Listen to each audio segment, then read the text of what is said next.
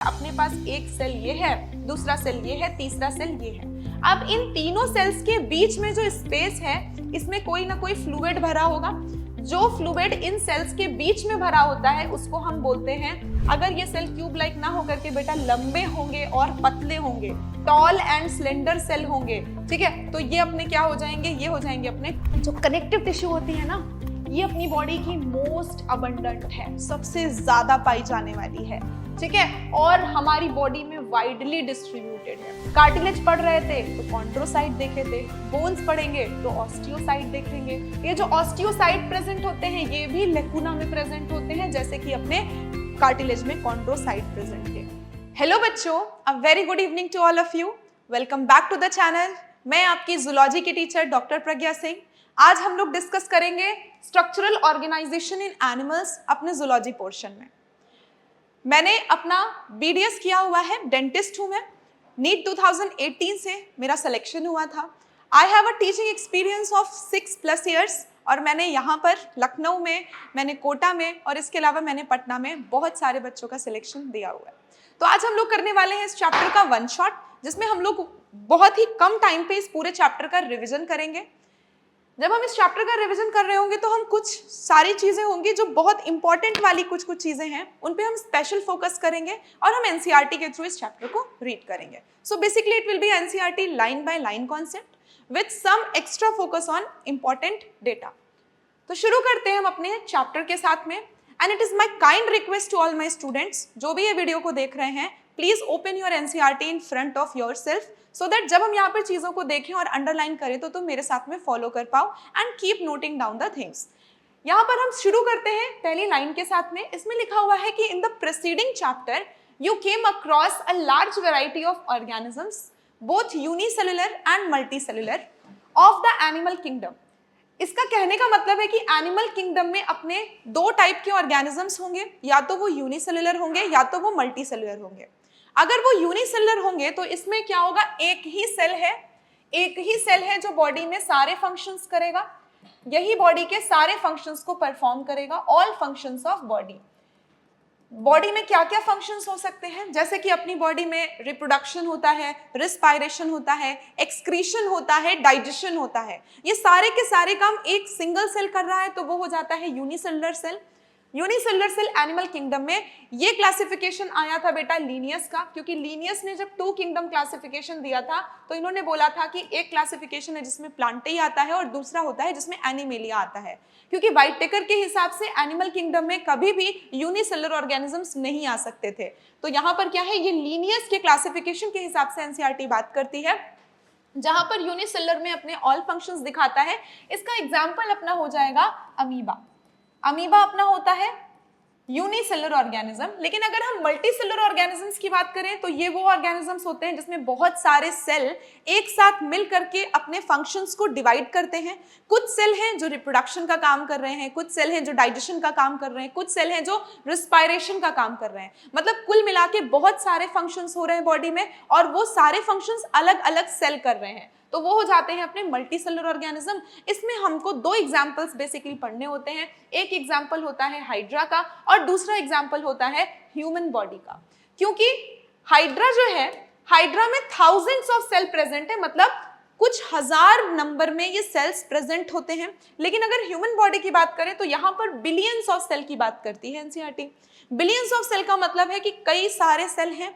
अब जैसे कि हम अगर सिर्फ और सिर्फ ह्यूमन रिस्पायरेटरी सिस्टम की बात करें तो ह्यूमंस के अंदर 300 मिलियन एल्विलाई प्रेजेंट होते हैं। तो मतलब कई सारे सेल हैं जो एल्विलाई बना रहे हैं, तो बिलियंस ऑफ सेल यहाँ पे अलग अलग काम कर रहे होते हैं बॉडी में, और एक साथ में एक सिस्टम बनाते हैं जिसको हम बोलते हैं ऑर्गन सिस्टम, और ये सारे ऑर्गेनिजम्स एक साथ मिलजुल के एक ऑर्गेनिज्म को जिंदा रखते हैं।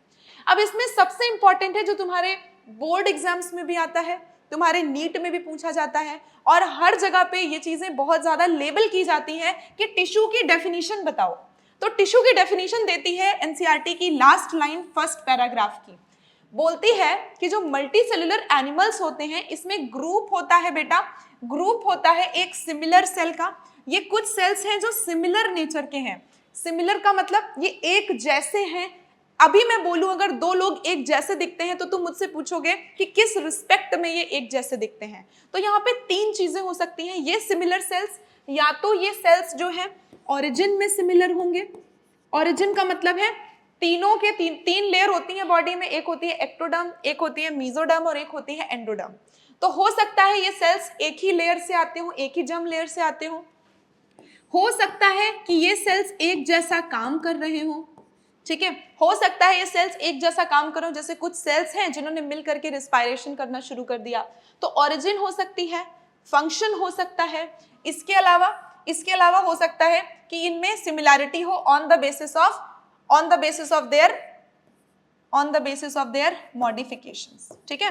तो बेसिकली हम यहाँ पर देखते हैं कि या तो अपना सेल ओरिजिन में सिमिलर होगा, या तो फंक्शन में सिमिलर होगा, या फिर किसी और एस्पेक्ट में सिमिलैरिटी दिखती है जिसके साथ में इनके पास में इंटरसेलुलर सब्सटेंस होना चाहिए।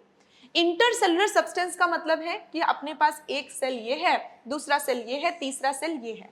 अब इन तीनों सेल्स के बीच में जो स्पेस है इसमें कोई ना कोई फ्लूइड भरा होगा। जो फ्लूइड इन सेल्स के बीच में भरा होता है उसको हम बोलते हैं, वो होता है इंटरसेल्युलर। दूसरा वर्ड होता है एक और जिसको बोलते हैं इंट्रासेल्युलर, यानी कि इस सेल के अंदर में अगर कोई सब्सटेंस है, सेल के अंदर है तो इंट्रासेल्युलर हो जाएगा, सेल के बीच में है तो वो हो जाएगा इंटरसेल्युलर। तो यहाँ पर दो सब्सटेंसेस हैं।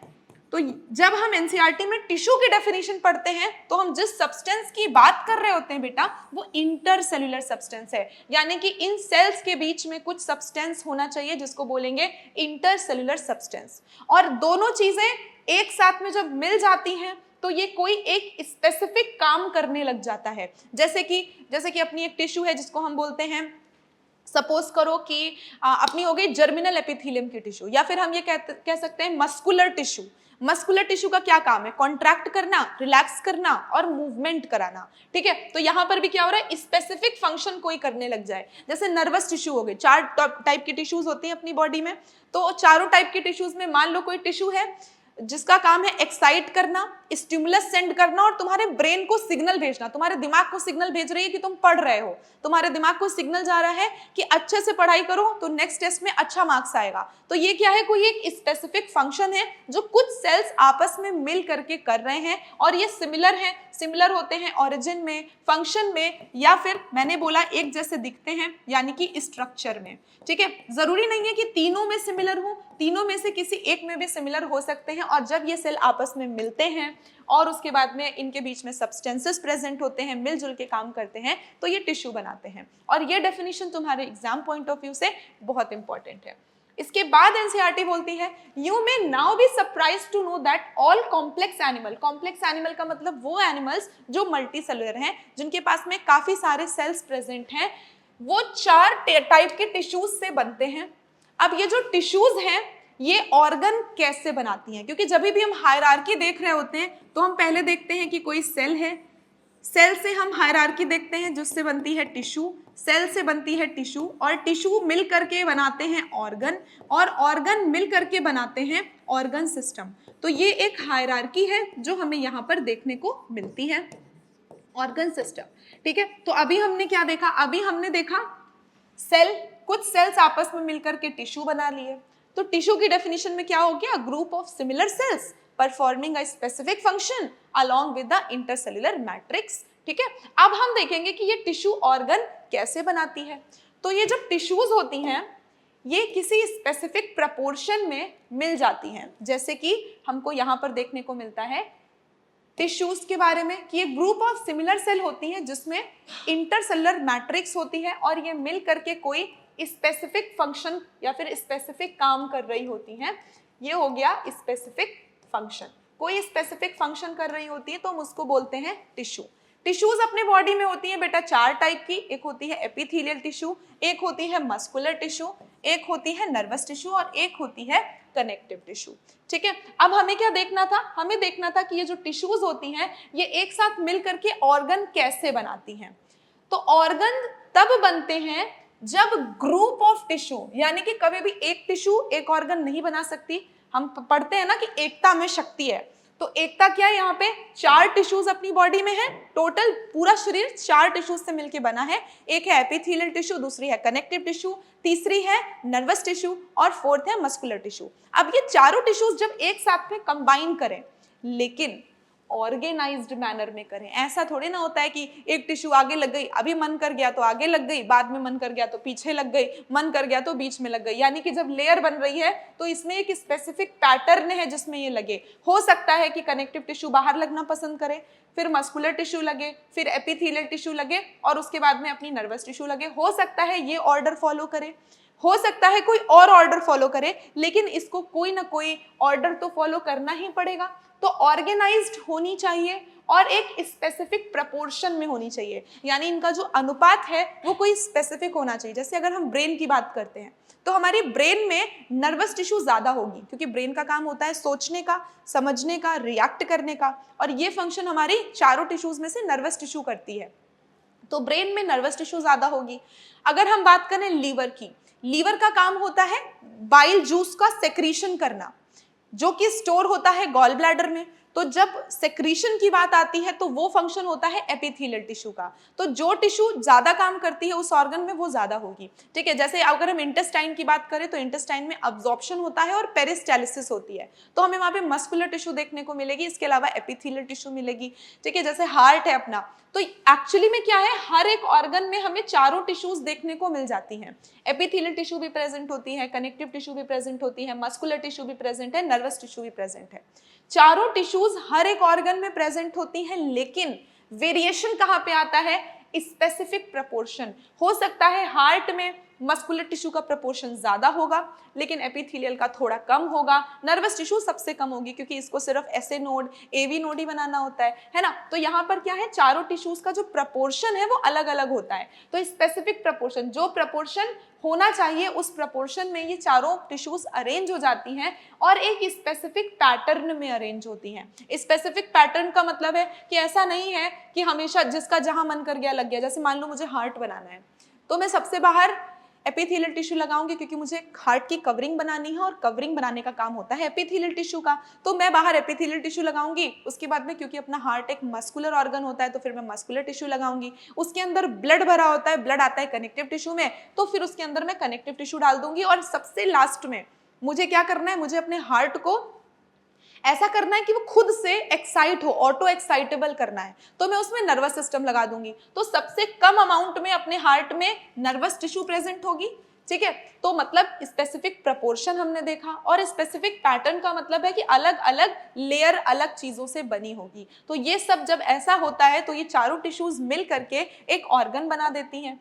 फिर आती है बात, ऑर्गन तो बन गया, बहुत अच्छी बात है। अब यहाँ पर ऑर्गन सिस्टम कैसे बना, तो बेटा ये है अपने 2 कीवर्ड्स, ठीक है। तुमको करना क्या है, तुमको ये पूरी की पूरी जो है लाइन अपनी बुक में लिखनी है, और इसमें से तुम्हारे 2 कीवर्ड्स हैं जिनको मार्क करना है। पहला है कि ये केमिकल इंटरैक्शन करता है, ठीक है। केमिकल इंटरैक्शन का मतलब है जैसे तुम्हारे ब्रेन को तुम्हारे हाथों से कोई बात करनी है तो ब्रेन हाथ पर तक जाएगा थोड़े ना, तुम्हारे हाथ को बोलेगा कि ऐसा काम करो। तो वो क्या करता है, वो एक सिग्नल भेजता है और वो सिग्नल तुम्हारी बॉडी से ट्रेवल होकर के तुम्हारे हाथ तक पहुंचता है, ठीक है।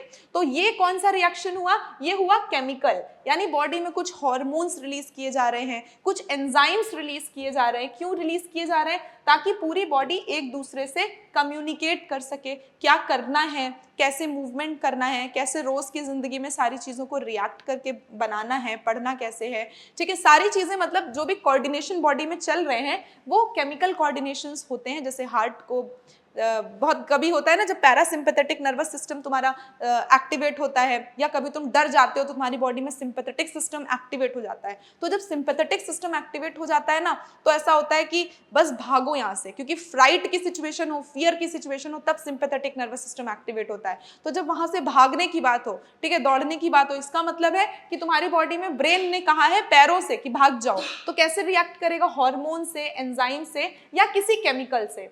और फिजिकल इंटरेक्शन का मतलब है तुमने खाना खाया, खाने को मुंह में रखा, फिर उसके बाद वो खाना ईसोफेगस में गया, ईसोफेगस से वो खाना स्टमक में चला गया। तो मतलब यहाँ पे ऑर्गन्स एक दूसरे से कनेक्टेड हैं, फिजिकली कनेक्टेड है। जैसे ईसोफेगस है, ईसोफेगस से खाना स्टमक में गया, स्टमक से खाना डिओडेनम में गया। तो जब यहाँ पर क्या है, चीजें फिजिकली कनेक्टेड हैं, इधर से इधर, इधर से इधर, तो ये क्या है, फिजिकल इंटरेक्शन है। और इन सब ने मिल करके एक एलिमेंट्री कैनाल बना लिया, जिन्होंने मिल करके पूरा का पूरा एक डाइजेस्टिव सिस्टम बना लिया। तो क्या है, हमने देख लिया टिश्यू से ऑर्गन बन रहा है, ऑर्गन से ऑर्गन सिस्टम बन रहा है। ये सारी हायरार्की तो हमने पढ़ ली बहुत अच्छे से, ठीक है।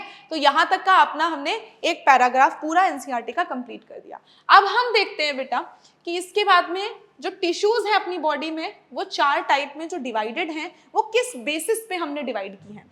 तो यहाँ पे बोलता है कि जो स्ट्रक्चर है वो वेरी करता है अकॉर्डिंग टू द फंक्शन, ठीक है, कि जो स्ट्रक्चर है सेल का वो वेरी कर रहा है फंक्शंस के हिसाब से। तो हमारे लिए इंपॉर्टेंट कौन हुआ, फंक्शन।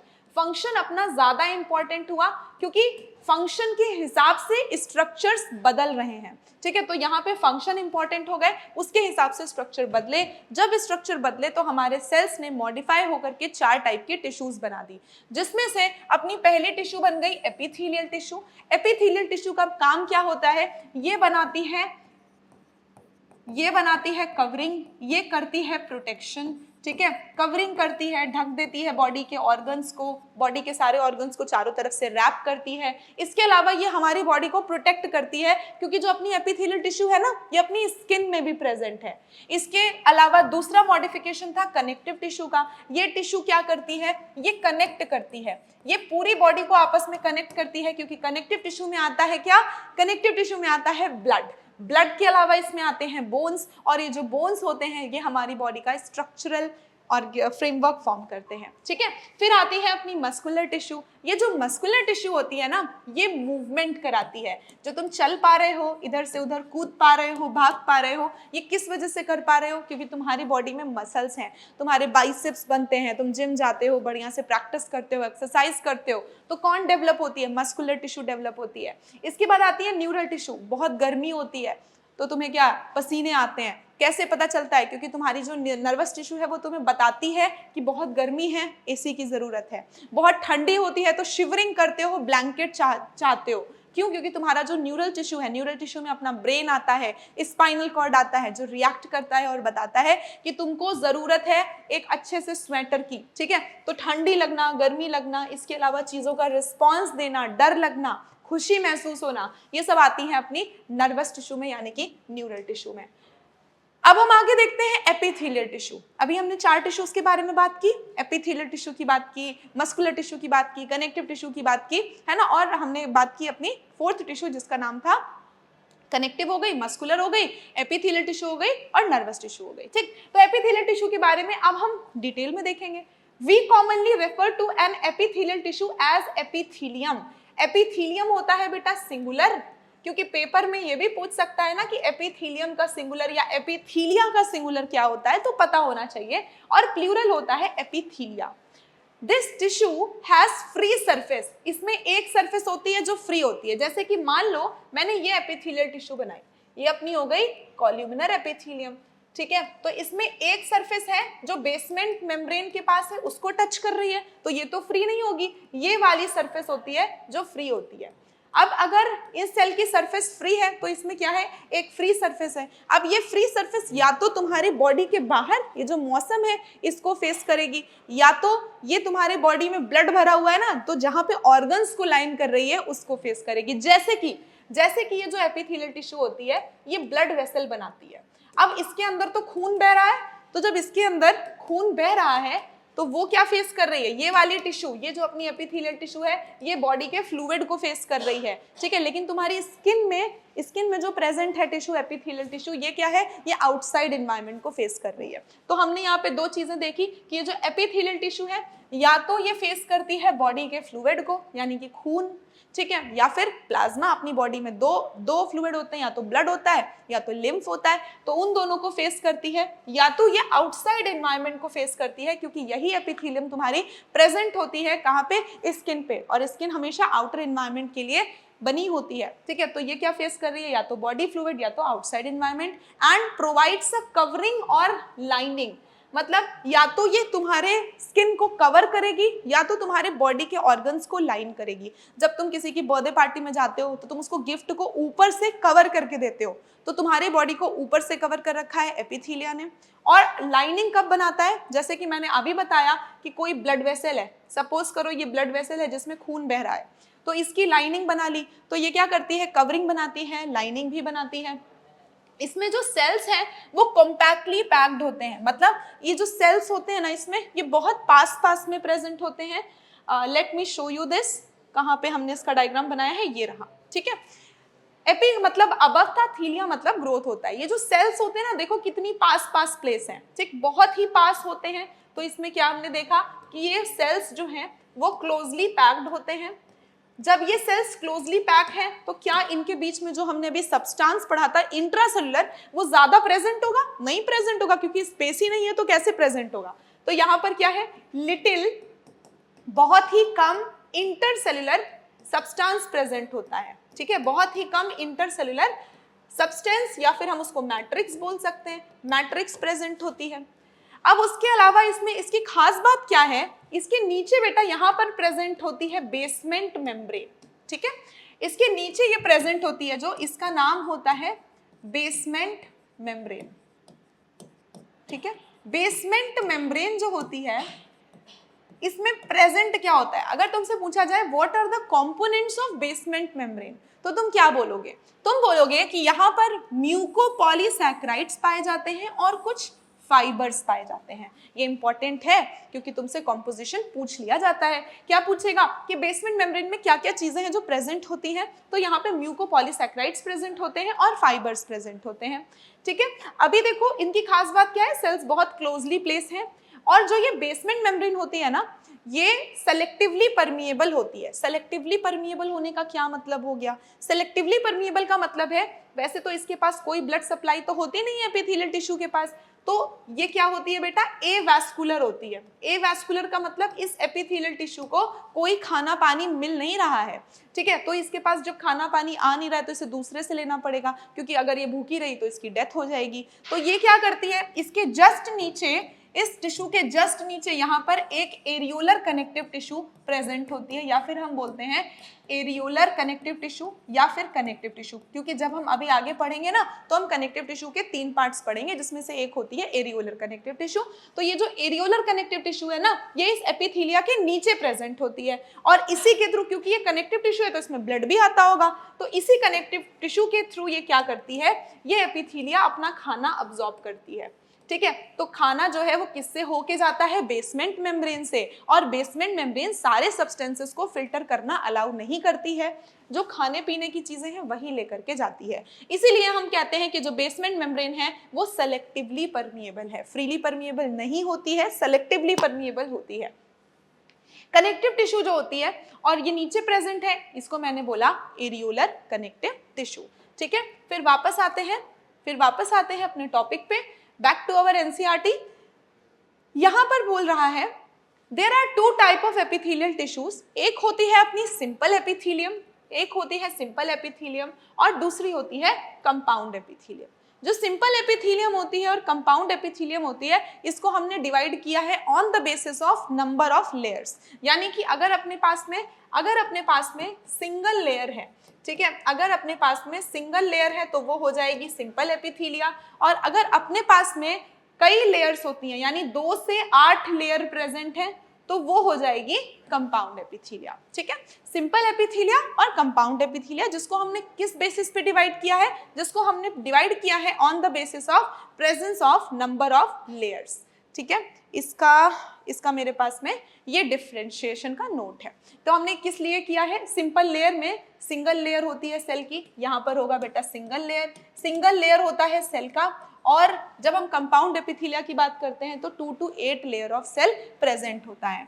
अच्छा, आप मुझे एक बात बताओ, तुम इसके फंक्शंस को लेके कंफ्यूज होते हो कि सिंपल एपिथेलिया का क्या फंक्शन है, कंपाउंड एपिथेलियम का क्या फंक्शन होगा? तो हम इसको कैसे देख सकते हैं, जैसे कि मान लो यहाँ पे बनाते हैं, यहाँ पर एक लेयर ऑफ सेल है जो सिंगल लेयर है, यहाँ पर एक लेयर ऑफ सेल है, उसके नीचे दूसरी लेयर है, उसके नीचे तीसरी लेयर है, और इस तरह से अपनी कई सारी लेयर्स हैं जो बनती चली गई हैं। ठीक है, सब हमने 2 से 8 लिखा है ना, चलो हमने यहाँ पे 5 लेयर बना ली। अब अगर किसी सब्सटेंस को इधर से इधर जाना हो और किसी सब्सटेंस को इधर से इधर जाना हो, किसमें ज्यादा आसानी होगी? तो ऑब्वियस सी बात है, हमारे ए में ज्यादा आसानी होगी, बी में उतनी आसानी नहीं होगी। ठीक है, तो ये है अपनी सिंपल एपिथीलिया। अब इसी से हम आइडेंटिफाई कर लेंगे कि दोनों का फंक्शन क्या क्या है। तो सिंपल एपिथीलियम का फंक्शन यहाँ पे क्या देखने को मिलेगा? ये एक्सचेंज कर रही है, यानी कि इधर उधर खाने को पीने को इधर उधर कर रही है। एक्सचेंज के अलावा डिफ्यूजन कर रही है। डिफ्यूजन कर रही है मतलब जो भी चीजें इधर उधर जाएंगी वो सारे काम हमने सिंपल एपिथीलिया करेगा। और प्रोटेक्शन का काम कौन करेगा? तो वो करेगा कंपाउंड एपिथीलिया, क्योंकि इसमें कई लेयर्स हैं। तो अगर एक लेयर को चोट लग भी गई तो भी दूसरी लेयर तो है ना प्रोटेक्ट करने के लिए। तो यहाँ पर क्या है, जो अपनी सिंपल एपिथीलिया है ये एक्सचेंज का काम, डिफ्यूजन का काम करती है, और जो अपनी कंपाउंड एपिथीलिया है ये प्रोटेक्शन का काम करती है। अब हमने क्या किया, हम यहीं पे तो रुकते नहीं है, because we are human beings, we are very much conscious about our surrounding, और हमें बहुत ज्यादा चीजों को जानने की बहुत ज्यादा इच्छा होती है। ठीक, अब इच्छा हो गई हमें देखना था कि ये जो सिंपल एपिथीलियम है, अगर हम बहुत सारी अलग अलग टाइप की सिंपल एपिथीलियम को काट करके देखें तो क्या इनमें शेप्स भी अलग अलग होते हैं। तो जब हमने इनके लॉन्गिट्यूडनल सेक्शन लिए, हमने कोई सिंपल एपिथीलिया ले ली और हमने उसके लॉन्गिट्यूडनल सेक्शंस कट करने शुरू किए। सिंपल एपिथीलिया का मतलब सिंगल लेयर ऑफ सेल। तो जब हमने उसके लॉन्गिट्यूडनल सेक्शन कट किए, लॉन्गिट्यूडनल सेक्शन का मतलब समझ रहे हो, अगर मैंने इस एपिथीलिया को लॉन्गिट्यूडनली काटा तभी तो मुझे इसमें ऐसा दिखेगा कि सेल्स क्यूब लाइक हैं, सेल्स क्यूब लाइक हैं, या फिर सेल्स कॉल्यूमिनर हैं। ठीक है, सेल्स क्यूब लाइक प्रेजेंट हैं या फिर सेल्स कॉल्यूमिनर हैं। ये हमें कब पता चलेगा? ऐसे ऊपर से देखेंगे तो नहीं पता चलेगा ना। मान लो मैंने इस पेन को ऊपर से देखा तो मुझे तो ये सर्कल दिखाई देगा, लेकिन अगर मैं इसका क्रॉस सेक्शन करूंगी, लॉन्गिट्यूडनल काटूंगी, तब मुझे पता चलेगा कि ये जो पेन है ये इसकी लेंथ, इसका लॉन्गिट्यूडनल सेक्शन होती है। जब हम किसी भी चीज को लॉन्गिट्यूडनली कट करते हैं तो वो बन जाता है लॉन्गिट्यूडनल सेक्शन। अगर हम किसी चीज को इस तरह से काटेंगे तो ये हो जाता है क्रॉस सेक्शन। तो क्रॉस सेक्शन हम तब करते हैं जब हमें किसी भी चीज की अनाटमी को स्टडी करना होता है या उसके अंदर जो सेल्स प्रेजेंट है उनके बारे में पढ़ना होता है। लॉन्गिट्यूडनली हम तब कट करते हैं जब हमें किसी चीज का शेप देखना होता है, उसका साइज देखना होता है। तो हमें यहाँ पे क्या करना था, शेप और साइज देखना था। तो जब हमने लॉन्गिट्यूडनल सेक्शन किया तब हमें अलग अलग टाइप के सेल दिखे। कुछ सेल थे जिसमें क्यूब की तरह दिख रहे थे वो सेल, जब वो क्यूब की तरह दिख रहे थे तो हमने उनका नाम रख दिया क्यूबॉइडल एपिथीलिया। कुछ सेल थे जो हमें कॉलम की तरह दिख रहे थे। कॉलम का मतलब कुछ सेल जो लंबे हों और पतले हों, यानी कि लंबा, टॉल एंड पतला, स्लेंडर। तो टॉल एंड स्लेंडर सेल जब हमें दिखते थे तो हमने देखा कॉलमनर। और इसके अलावा कुछ सेल्स थे जो बिल्कुल फ्लैट दिख रहे थे। कुछ सेल्स थे जो बिल्कुल फ्लैट, जैसे टाइल होती है ना घर में, वैसे दिख रहे थे, तो हमने इनको बोल दिया कि ये स्क्वैमस है। तो जब लॉन्गिट्यूडनल सेक्शन कट किया तो सिंपल एपिथीलियम को हमने 3 टाइप्स में देखा, स्क्वैमस एपिथीलियम, कॉलमनर एपिथीलियम और क्यूबॉइडल एपिथीलियम। ओके, तो बैक टू अवर एनसीईआरटी, वापस से चलते हैं, क्या बात हो रही है ये देखेंगे हम। तो यहाँ पर ये बोलता है कि सिंपल एपिथीलियम वो लेयर होती है जिसमें single layer of cells present होते हैं। सिंगल लेयर ऑफ सेल्स होने के साथ में इनका जो फंक्शन होगा बेटा वो लाइनिंग का होगा। मैंने अभी बताया किसी भी चीज को कवर करना हो, किसी भी चीज को लाइन करना हो तो हम सिंगल लेयर ऑफ सेल करेंगे। अगर हमें किसी को प्रोटेक्शन देनी हो तो कंपाउंड एपिथेलियम का यूज करेंगे। तो यहाँ पे क्या है, लाइनिंग होती है बॉडी कैविटीज की, डक्ट की। बॉडी की कैविटी मतलब तुम्हारे अंदर जो बॉडी में कैविटी है ना, क्योंकि हम लोग तो कंप्लीट एलिमेंट्री कैनाल वाले ऑर्गेनिजम्स है ना, तो हमारी पूरी बॉडी में कैविटी प्रेजेंट होती है, उसको ये लाइन करती है। हमारे बॉडी में जो डक्ट्स होते हैं जैसे कि सलाइवरी ग्लैंड्स हो गई, इनमें डक्ट प्रेजेंट है, मैमरी डक्ट्स हो गई, इन सारे डक्ट में हमको सिंपल एपिथेलियम देखने को मिलती है। और ट्यूब्स में, बॉडी में तो बहुत सारी ट्यूब्स हैं, वैसे भी हम लोग कंप्लीट एलिमेंट्री कैनाल वाले ऑर्गेनिजम्स हैं। माउथ से लेकर के एनस तक पूरा का पूरा एक कंप्लीट एलिमेंट्री कैनाल बनता है, वहां पे हमको सिंपल एपिथेलियम देखने को मिलती है।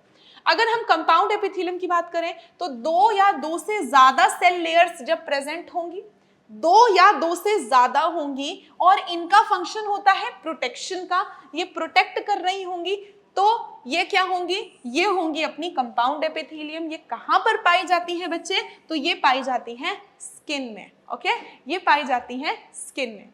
अब देखते हैं हम आगे, on the basis of structural modification. अगर हम स्ट्रक्चर का मॉडिफिकेशन करें तो हमें देखने को मिलता है कि सिंपल एपिथेलियम फर्दर 3 टाइप्स में क्लासिफाई है, जो हमने पहले ही पढ़ लिया था।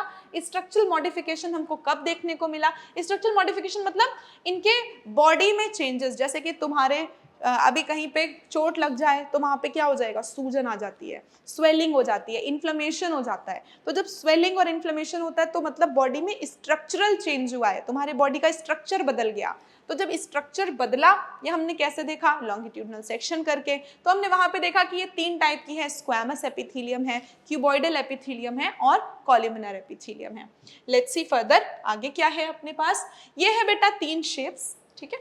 ये है फ्लैटेंड सेल, फ्लैटेंड है मतलब एकदम ऐसे बिछे हुए हैं टाइल्स की तरह, जिसपे तुम बैठते हो पेवमेंट पे, उसको बोलते हैं सिंपल स्क्वैमस एपिथेलियम। अगर सेल का शेप देखो क्यूब लाइक है, क्यूब का मतलब होता है जिसकी लेंथ ब्रेथ हाइट सब बराबर हो, ठीक है, लेंथ ब्रेथ हाइट सब बराबर हो, तो ये होते हैं क्या अपने क्यूब लाइक सेल। तो जो ये क्यूब लाइक सेल है ना, ये हो गए क्यूबॉइडल एपिथेलियम। और इसके बाद में अगर ये सेल क्यूब लाइक ना होकर के बेटा लंबे होंगे और पतले होंगे, टॉल एंड स्लेंडर सेल होंगे, ठीक है, तो ये अपने क्या हो जाएंगे, ये हो जाएंगे अपने कॉलमनर एपिथेलियम। अब देखो, अगर उसी कॉलमनर एपिथेलियम के एपिकल सरफेस, ये कॉलमनर सेल है अपना, इसमें 2 सरफेस होंगी, एक सरफेस होगी जिसमें बेसमेंट मेम्ब्रेन होगी, तो यहाँ पे तो बेसमेंट मेम्ब्रेन है, ये फ्री सरफेस नहीं है। ऊपर की सरफेस क्या है, ये फ्री है, ठीक है। फ्री है का मतलब ये फेस करेगी या तो आउटसाइड एनवायरनमेंट को या तो बॉडी फ्लूइड को। इस पे ना सीलिया उग जाए, सीलिया मतलब हेयर लाइक ग्रोथ हो जाए। जब हेयर लाइक ग्रोथ इसके ऊपर हो गई तो हमने इसका नाम बदल के क्या कर दिया, सीलिएटेड कॉलमनर एपिथेलियम।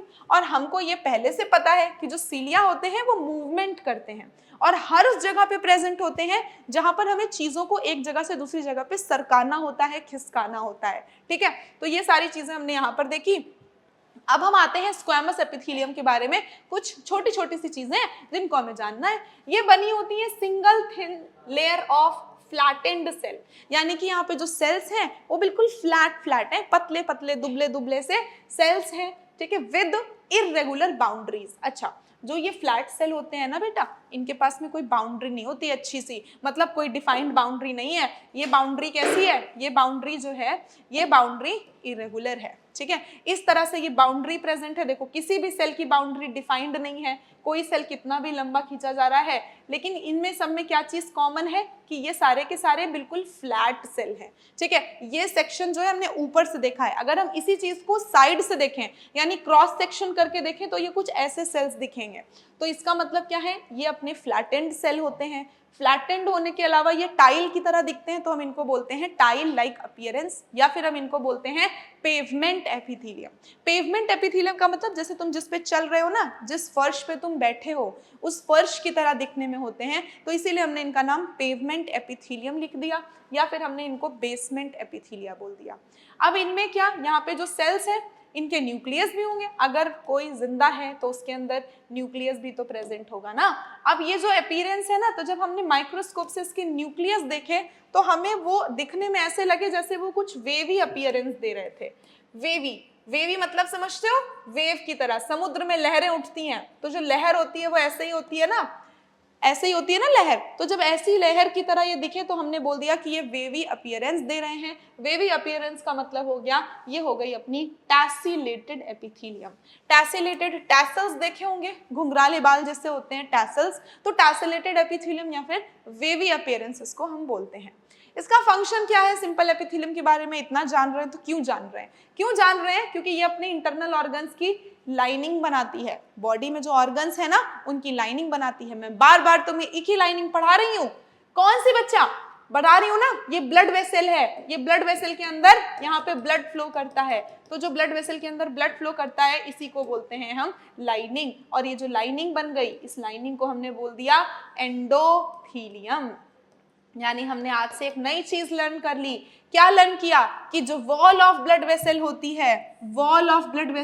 है उसको एंडोथीलियम बोलते हैं। अगर मैं यहाँ पे ब्लड वेसल की बात कर रही हूँ तो इसका मतलब है कि मैं तुमसे कैपिलरी के बारे में डिस्कस करना चाह रही हूँ, ठीक है। जो कैपिलरीज होती हैं अपनी वो सिंगल वॉल की बनी होती है, मतलब अगर आर्टरी की बात करें ना तो वो थोड़ी सी मोटी वॉल की होती है, अगर हम वेन की बात करें तो वो भी कैपिलरी के कंपैरिजन में थोड़ी मोटी होती है। तो बेसिकली हम यहाँ पर कैपिलरीज की बात करते हैं। कैपिलरी अपनी एक ही लेयर की बनी होती है, एक ही सेल लेयर की बनी होती है, जिसको हम बोलते हैं एंडोथीलियम। इसके अलावा दूसरा क्या होता है, दूसरा ये बनी होती है, पाई जाती है बेटा एल्विलाई की वॉल में। जो अपने लंग्स में एल्विलाई होते हैं ना, जहां पर एक्सचेंज ऑफ गैसेस हो रही होती है, जहां से CO2 अपने, जहां से CO2 नहीं, यहाँ पे होगा ऑक्सीजन, जहां से ऑक्सीजन अपने ब्लड में आती है और CO2 अपने एल्विलाई में वापस जाती है, जहां पे डीऑक्सीजनेटेड ब्लड को प्योरीफाई किया जाता है, ऑक्सीजनेट किया जाता है, वहां पर भी यही प्रेजेंट होती है सिंपल स्क्वैमस एपिथेलियम। क्योंकि हमने अभी क्या डिस्कस किया था कि अगर कोई चीज सिंगल लेयर के थ्रू, यानी अगर मुझे किसी भी चीज को यहां से यहां भेजना है तो मेरे लिए आसान होगा ना, एक ही लेयर ऑफ सेल पार करना है, इसने पार कर लिया, आराम से क्या हुआ, यहाँ पे ट्रांसपोर्ट हो गया। तो CO2 को जाना था तो वो यहाँ पर जल्दी जाएगा, अगर हम यहाँ पे कई सारी लेयर बना दे तो देर में जाएगा, ठीक है। तो यहाँ पर क्या है, आराम से डिफ्यूजन हो रहा होता है, इसीलिए कहते हैं कि ये इंटरनल ऑर्गन्स में होती है और ये एक्सचेंज करती है और डिफ्यूजन करती है। चलो वापस चलते हैं अपनी NCERT पे। यहाँ पर हमने देख लिए सारे function. They are found in the wall of blood vessel and air sac of lung. Air sac का मतलब क्या हुआ बेटा, एयर सैक का मतलब एल्विलाई हुआ। तो मतलब ये कहाँ प्रेजेंट है, ब्लड वेसल की वॉल में प्रेजेंट है और एयर सैक ऑफ लंग में प्रेजेंट है। And are involve in functions like forming a diffusion boundary. फिर वही बात हो गई, अब तो हमने सीख लिया है ना, डिफ्यूजन बाउंड्री फॉर्म कर रहा है, मतलब इधर से उधर चीजों को ट्रांसपोर्ट कर रहा है।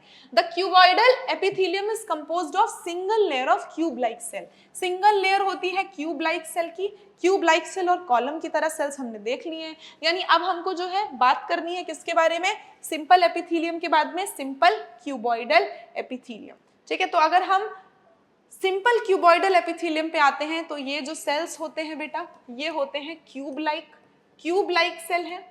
इनका शेप क्यूब की तरह है। क्यूब कैसा होता है, जिसमें लेंथ, ब्रेथ, हाइट तीनों सेम होती है, ठीक है। तो ये क्या हो गया, क्यूब लाइक सेल है। अच्छा, दूसरी बात, इनमें न्यूक्लियस कहाँ पे पाया जाता है, तो इनमें जो है न्यूक्लियस वो प्रेजेंट होता है सेंटर पे, ठीक है। न्यूक्लियस कहाँ प्रेजेंट है, तो न्यूक्लियस प्रेजेंट होता है सेंटर पे।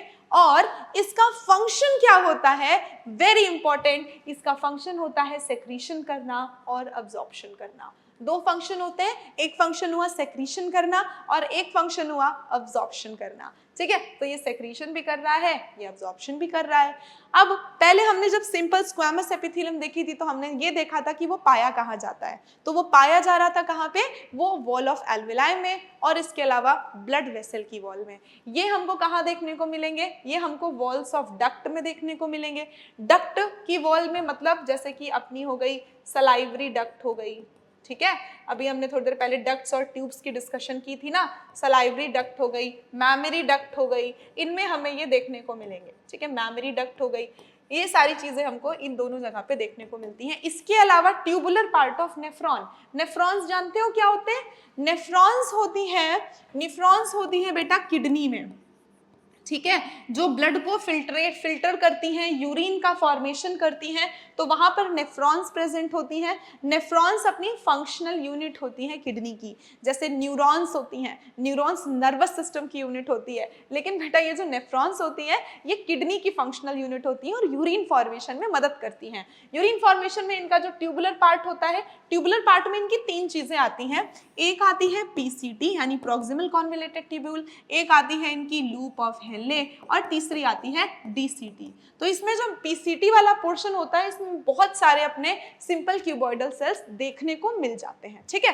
तो हमने क्या देखा, वॉल ऑफ डक्ट में मिलते हैं, ट्यूबुलर पार्ट ऑफ नेफ्रॉन में मिलते हैं। नेफ्रॉन कहाँ मिलती है, किडनी में मिलती है। और किडनी में भी अगर पूछा जाए कौन से पोर्शन में मिलते हैं, तो ये सबसे ज्यादा मिलते हैं बेटा PCT में, यानी कि 80 to 90% वहां पे जो फिल्ट्रेट का रीअब्जॉर्प्शन होता है वो इसी PCT से होता है। तो ये PCT जो है ये क्या करता है, ये PCT रीअब्जॉर्ब करता है फिल्ट्रेट को और वहां पे जो एपिथेलियम प्रेजेंट होती है वो क्यूबॉइडल एपिथेलियम होती है, okay.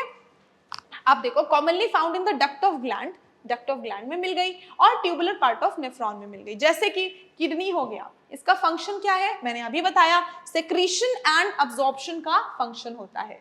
The epithelium of proximal convoluted tubule of the kidney has microvilli। अच्छा, ये माइक्रोविलाई क्या होते हैं, देखो जैसे कि हमने बनाया क्या, हमने बनाया ये हमने बनाया अपना नेफ्रॉन, ठीक है, ये हमने बनाया अपना नेफ्रॉन। ये उसके बाद बनाया अपना लूप ऑफ हेनले। इनके बारे में तुम्हें नहीं पता है तो नो वरीज, जब हम अभी एक्सक्रीटरी सिस्टम पढ़ेंगे ना तो हम वहां पर ये सारी चीजों को पढ़ लेंगे, उसके लिए तुम टेंशन नहीं लो, ठीक है। तो ये सारी चीजें क्या हो गई, ये हो गया अपना पूरा का पूरा नेफ्रॉन। नेफ्रॉन में जो हम पीसीटी इतनी देर से कर रहे हैं ना, ये वाला पोर्शन है पीसीटी का। पीसीटी का फुल फॉर्म होता है प्रॉक्सिमल कॉन्वोल्यूटेड ट्यूब्यूल। अब इसमें जो अपने सेल्स प्रेजेंट होते हैं ना यहाँ पर, वो होते हैं cuboidal cell, cube like cell हैं। लेकिन अगर हम इसको जूम करके देखें ना, जब हमने इसको जूम किया जा करके, तो हमने देखा कि जो यहाँ के सेल्स थे बच्चा, उन सेल्स में जो उनकी फ्री सरफेस थी, मैंने बताया ना ऊपर की सरफेस फ्री होती है, उसमें इस तरह से माइक्रोविलाई बने थे, ठीक है। माइक्रोविलाई क्या होते हैं, हमें देखने में क्या पता चल रहा है, ये जो माइक्रोविलाई है बेटा, ये फिंगर लाइक प्रोजेक्शंस होते हैं, है ना। ये क्या होते हैं, ये माइक्रोविलाई हैं। ये माइक्रोविलाई जो है, ये माइक्रोविलाई क्या होते हैं, ये माइक्रोविलाई होते हैं फिंगर लाइक प्रोजेक्शन, फिंगर की तरह होते हैं। और इनका फंक्शन क्या होता है, इनका फंक्शन होता है मैक्सिमम रीअब्जॉर्प्शन करना, ठीक है। ये बहुत सारा खाना है उसको रीअब्जॉर्ब करवा लेते हैं, बहुत सारा खाना है जिसको क्या करेंगे, सोख लेंगे वापस। जैसे कि ये है माइक्रोविलाई, ये माइक्रोविलाई यहाँ पे फिल्ट्रेट आया, ब्लड आया, फिल्टर होके तो खूब सारी चीजें उसमें आई, उसमें हमारे प्रोटीन्स भी थे, अमीनो एसिड्स भी थे, बहुत सारा आयरन भी था, हमने बहुत सारा सॉल्ट खाया था, उसका सोडियम था, उसका क्लोराइड था। अब ये सारी चीजें ना हमारे लिए बहुत जरूरी हैं, मतलब अगर हम सॉल्ट नहीं खाएंगे तो हमारा सर्वाइवल मुश्किल हो जाएगा, क्योंकि सॉल्ट से हमारी बॉडी को आयंस मिलते हैं, ठीक है। तो ये क्या है, ऐसे माइक्रोविलाई है, ऐसे ऊपर से फिल्ट्रेट गुजर रहा है, तो ये क्या करेगा, उसमें से जितनी भी चीजें हमारी बॉडी को चाहिए, जितनी भी चीजें यहाँ पे अपनी बॉडी को चाहिए, वो वापस से रीअब्सॉर्ब कर लेगा, क्योंकि आगे अगर ये चला गया तो ये यूरिन बन के बॉडी से बाहर चला जाएगा, ठीक है। तो इसने क्या किया, माइक्रोविलाई ने, ये फिंगर लाइक प्रोजेक्शन है, इन्होंने मैक्सिमम रीअब्सॉर्प्शन करवाया। कहाँ पे, ये करवाया नेफ्रॉन में। नेफ्रॉन के कौन से पार्ट पे, पीसीटी पार्ट पे। अब इससे ज्यादा इंफॉर्मेशन वो हम पढ़ते हैं एक्सक्रीटरी सिस्टम में, तो अभी के लिए इतना काफी है। फिर हम आते हैं अपनी कॉलमनर एपिथेलियम पे।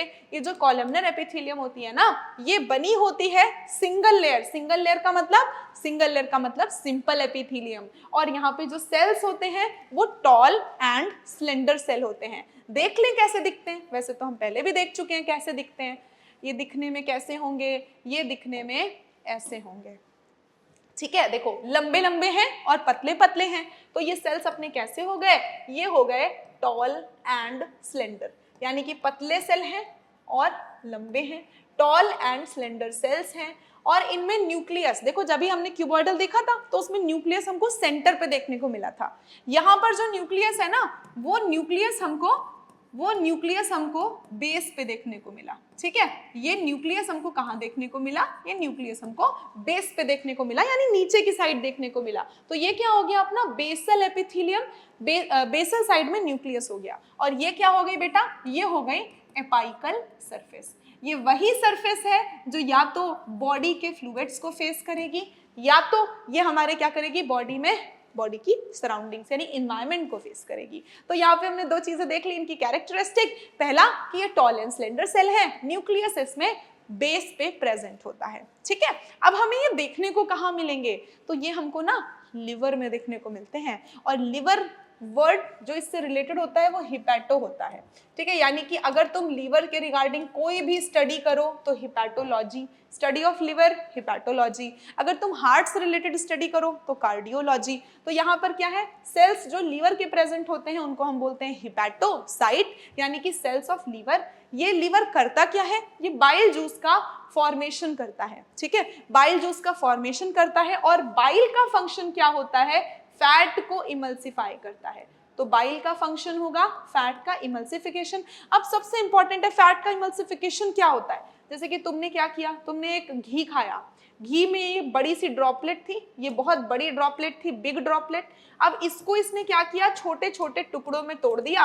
अब ये जो छोटे छोटे टुकड़े हैं ये तुम्हारी बॉडी में बहुत इजीली अब्सॉर्ब हो जाएंगे, ठीक है। ये बिग ड्रॉपलेट थी, ये स्मॉल ड्रॉपलेट हो गई। तो इस पूरे प्रोसेस को हमने क्या बोला, स्मॉल ड्रॉपलेट हो गई। अब ये पूरा प्रोसेस अगर हम देखें तो ये जो पूरा प्रोसेस है ना, इसी को बोलते हैं इमल्सिफिकेशन ऑफ फैट, ठीक है। यही होता है बेटा इमल्सिफिकेशन ऑफ फैट, जहां पर हम बड़ी सी ड्रॉपलेट को छोटी ड्रॉपलेट में तोड़ते हैं।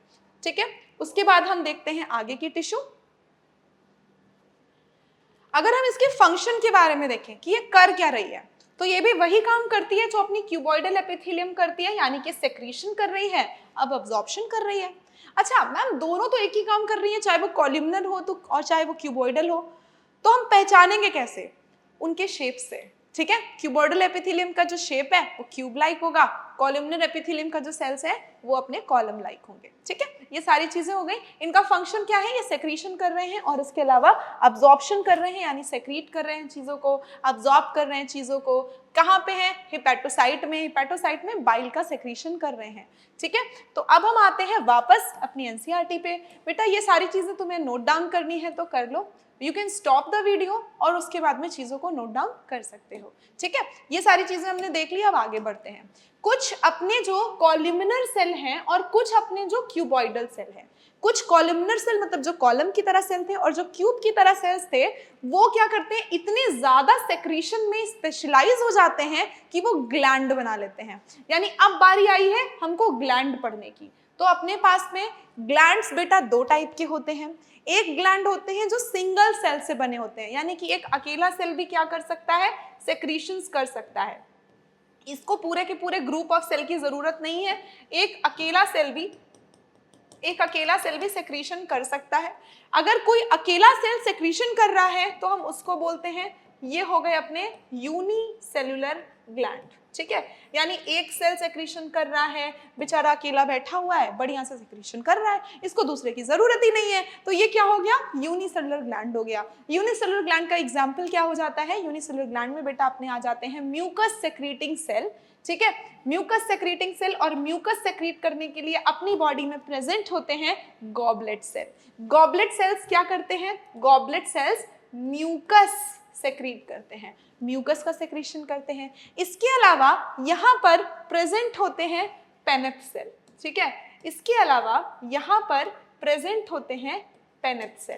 पेनेट सेल का बेटा तुम्हारे एग्जाम में पूछा जाने वाला सवाल है, एनसीईआरटी से थोड़ा सा आउट है। ठीक है, यानी कि एग्जाम में आता है बट एनसीईआरटी में नहीं है। तो पेनेट सेल हो गए और अपने गॉबलेट सेल हो गए। ये दोनों कैसे सेल हैं? ये यूनिसेलुलर सेल हैं। ये सेल्स क्या करते हैं? एक ही सिंगल सेल पूरा म्यूकस का सेक्रीशन कर देता है। ठीक है, फिर हम आते हैं मल्टी सेलुलर ग्लैंड्स पे। मल्टी सेलुलर ग्लैंड्स वो होते हैं जो क्लस्टर ऑफ सेल्स होते हैं, यानी कई सेल्स एक साथ में मिल जाते हैं। जैसे कि मान लो ये कोई ग्लैंड बनाना है इनको, अब इस ग्लैंड में क्या करेंगे? कई सारे सेल्स इसको सराउंड कर लेंगे। जब कई सारे सेल्स इसको सराउंड कर लेंगे तो मतलब ये यूनिसेलुलर की बजाय मल्टी सेलुलर हो गया। ये सेल अपना सेक्रीशन डालेगा, ये अपना डालेगा, ये अपना डालेगा। इस तरह से ये सारे सेक्रीशंस ये सारे सेल्स अपना सेक्रीशन पोर करेंगे, किसी कैविटी में पोर करेंगे। अब उसके बाद में ये सेक्रीशंस लेकर के जहां पे जाना है वहां पे चला जाएगा, जैसे कि अपने सलाइवरी ग्लैंड हो गए। ठीक है, तो यहाँ पे क्या है? बहुत सारे सेल हैं जो एक साथ में मिल करके सेक्रीशन कर रहे हैं, उनको हमने क्या बोल दिया? सलाइवरी ग्लैंड बोल दिया। ठीक है, इसमें सलाइवरी ग्लैंड एग्जाम्पल हो गया, मैमरी ग्लैंड एग्जाम्पल हो गया। मतलब दो सेल को छोड़ करके, गॉबलेट सेल और पेनेट सेल को छोड़ करके बॉडी में जितने भी ग्लैंड्स हैं वो सारे मल्टी सेलुलर हो गए। तो अपन लोग याद रखना कौन सा फेवर करेंगे? हम ये सारे ग्लैंड्स याद करेंगे जो मल्टी सेलुलर हैं, या फिर दो ग्लैंड याद कर ले यूनिसेलुलर के, मल्टी सेलुलर के सारे अपने आप याद हो जाएंगे, वो ज्यादा आसान रहेगा। तो इस तरह से हम यहाँ पे देखते हैं यूनिसेलुलर और मल्टी सेलुलर, उसको याद रखने का आसान तरीका सा ये है। ठीक, फिर हम आते हैं कि अगर ये जो ग्लैंड है ये किस मोड से अपना सेक्रीशन बाहर निकाल रहे हैं। देखो, अगर तुम्हें किसी घर में रहना है तो तुम बाहर जाने के लिए एक रास्ता बनवाओगे ताकि तुम बाहर जा पाओ घर से। तो जिसके पास घर से बाहर निकलने का रास्ता है तो वो क्या हो गए अपने? वो हो गए अपने एक्सोक्राइन।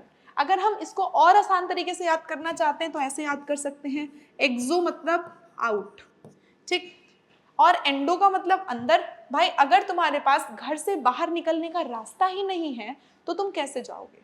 अगर तुम्हारे पास रास्ता है तो कैसे चले जाओगे? एक्सोक्राइन ग्लैंड बना लोगे। लेकिन अगर मान लो मैं तुम्हें एक घर में बंद कर दूं और उससे बाहर जाने का कोई रास्ता नहीं है तो तुम कैसे बाहर जाओगे? नहीं जा पाओगे। तो ये जो सेल्स है ना एंडोक्राइन वाले, इन सेल्स के पास बाहर अपना सेक्रीशन रिलीज करने का कोई रास्ता नहीं होता है। तो ये सेल्स क्या करते हैं? मान लो ये कोई ग्लैंड है, मैंने यहाँ पे ग्लैंड के लिए G लिख दिया, इसके पास में बाहर जाने का कोई रास्ता नहीं है, तो ये क्या करेगी? ये अपना सेक्रीशन बाहर पे ऐसे ऐसे अपने चारों तरफ रिलीज कर देगी। लेकिन अगर कोई भी ग्लैंड है, मान लो यहाँ पर एक ग्लैंड है, मैंने लिख दिया G, अब इसको अपना सेक्रीशन बाहर निकालना है तो ये एक डक्ट के थ्रू अपना सेक्रीशन बाहर एसेंशियली निकाल देगी। तो दो टाइप के ग्लैंड्स होते हैं based on the mode of their secretion, एक हो जाता है अपना एक्सोक्राइन ग्लैंड और एक हो जाता है एंडोक्राइन ग्लैंड, ठीक है। तो ये किस बेसिस पे हुआ, mode of pouring their secretion. अब उसके बाद में हम देखते हैं इन दोनों सेक्रीशंस की खास बात क्या होती है। तो इसके बाद हम जाते हैं अपनी एनसीईआरटी में आगे की तरफ। ये जो एक्सोक्राइन ग्लैंड्स होते हैं, अच्छा एक बात याद रखना, इसको थोड़ा सा कॉम्प्लिकेटेड है, हम इसको इजी वे में कैसे याद रख सकते हैं। जो अपनी एंडोक्राइन ग्लैंड होती है ना, ये हार्मोन्स रिलीज करती है, ठीक है। ये जो एंडोक्राइन ग्लैंड्स होती है ये हार्मोन रिलीज करती है, और जो अपनी एक्सोक्राइन ग्लैंड होती है ना, वो बॉडी में सारे सेक्रीशंस कर रही होती है, जैसे कि ये म्यूकस सेक्रीट करती है, सलाइवा सेक्रीट करती है, ईयर वैक्स रिलीज करती है, मतलब बॉडी में जितने भी सेक्रीशंस हैं हार्मोन्स को छोड़ करके वो सारे के सारे एक्सोक्राइन ग्लैंड कर रही है। लेकिन जब बारी हार्मोन्स की आती है तो वो सेक्रीशंस अपने एंडोक्राइन ग्लैंड से होते हैं, ठीक है। तो एंडोक्राइन ग्लैंड के पास में लेकिन डक्ट नहीं होती, तो जब एंडोक्राइन ग्लैंड के पास डक्ट नहीं होती है तो ये अपना सेक्रीशन कहाँ पर रिलीज करते हैं, तो डायरेक्टली इनटू द फ्लूइड जिसमें ग्लैंड नहा रहा होता है। अब ग्लैंड नहाता किस में है, तो ये नहाता है बेटा इंटरस्टिशियल फ्लूइड में। इंटरस्टिशियल फ्लूइड में जब ये ग्लैंड बाथ कर रहा होता है तो ये अपना सेक्रीशन उसी में रिलीज कर देता है, ठीक है। फिर हम देखते हैं कंपाउंड एपिथेलियम क्या होती है। ये सारी बातें अभी तक सिंपल एपिथेलियम के बारे में कर रहे थे जो सिंगल लेयर थी। कंपाउंड एपिथेलियम जो है वो एक से ज्यादा लेयर की बनी होती है, मल्टी लेयर्ड होती है, इसीलिए इसका लिमिटेड रोल होता है सेक्रीशन और अब्जॉर्प्शन का। इसका मतलब है कि ये सेक्रीशन और अब्जॉर्प्शन का काम नहीं करती है, और अगर करती है तो बहुत कम, लिमिटेड रोल है। बेसिकली इसका फंक्शन क्या है, ये प्रोटेक्शन प्रोवाइड करती है against chemical and mechanical stress. Chemical stress का मतलब है जैसे कि हार्पिक की बोतल में हाथ घुसा लिया तुमने, तो अब हार्पिक तुमको डैमेज कर सकता था, लेकिन तुम्हारी एपिथेलियम थी कंपाउंड एपिथेलियम जिसने तुमको प्रोटेक्ट करके रखा था। सोचो उस कितनी ताकत है इस एपिथेलियम में, नहीं तो तुम भी हार्पिक में धुल जाते, ठीक है। और फिजिकली, जैसे फिजिकल लड़ाई करके आते हो, झगड़ा करके आते हो, एक को बहुत चोट लगती है, एक को कम चोट लगती है, कम चोट वाला क्यों बचा, कंपाउंड एपिथेलियम, ठीक है। तो क्या है, प्रोटेक्शन कर रही होती है केमिकल और फिजिकल। इसके अलावा ये बॉडी की ड्राई सरफेस को कवर करती है, जैसे कि मैं तब से बार बार बोल रही हूँ, हमारी स्किन को प्रोटेक्ट करती है। द मॉइस्ट, इसके अलावा हमारे जो मॉइस्ट सरफेसेस हैं, जैसे कि अगर मुंह के अंदर तुम खाना लेके जाते हो, इसोफेगस है, पूरा एलिमेंट्री कैनाल जो है उसमें तुम्हारी कंपाउंड एपिथेलियम होती है, लेकिन वो मॉइस्ट होती है, तो वहां पर भी अपनी कंपाउंड एपिथेलियम पाई जाती है। इसके अलावा अपना सलाइवरी ग्लैंड जहां से तुम्हारा सलाइवा आता है वहां पर भी प्रेजेंट होती है। इसके अलावा जहां पेंक्रियाटिक डक्ट है, जहां से पेंक्रियाटिक जूस आता है, वहां पर भी प्रेजेंट होती है, ठीक है। तो ये है अपनी कंपाउंड एपिथेलियम। देखो इसमें कई सारे लेयर हैं सेल के, ये टोटल बेटा 5 लेयर हैं, 5 लेयर हैं सेल की। 5 लेयर की जो सेल होती है इसको हम बोलते हैं कंपाउंड एपिथेलियम। कंपाउंड एपिथेलियम के बाद बेटा अब हमारी आती है ग्लैंड्स की बारी। तो ग्लैंड्स क्या होते हैं, ग्लैंड्स बेटा, ग्लैंड्स तो हमने पढ़ लिए ना, अभी ग्लैंड्स भी पढ़ लिए और उसके बाद हमने कंपाउंड एपिथेलियम भी पढ़ ली। सो अब हमको क्या स्टार्ट करना है, अब हमको स्टार्ट करना है इसके बाद जंक्शंस के बारे में। जंक्शंस भी तो एपिथेलियल टिश्यू में पाए जाएंगे ना। देखो जंक्शंस हमेशा वहां पे प्रेजेंट होंगे जहां पर सेल्स क्लोजली प्लेस होंगे, ठीक है। सेल्स बहुत ही ज्यादा पास प्रेजेंट होंगे, क्लोजली प्लेस्ड होंगे।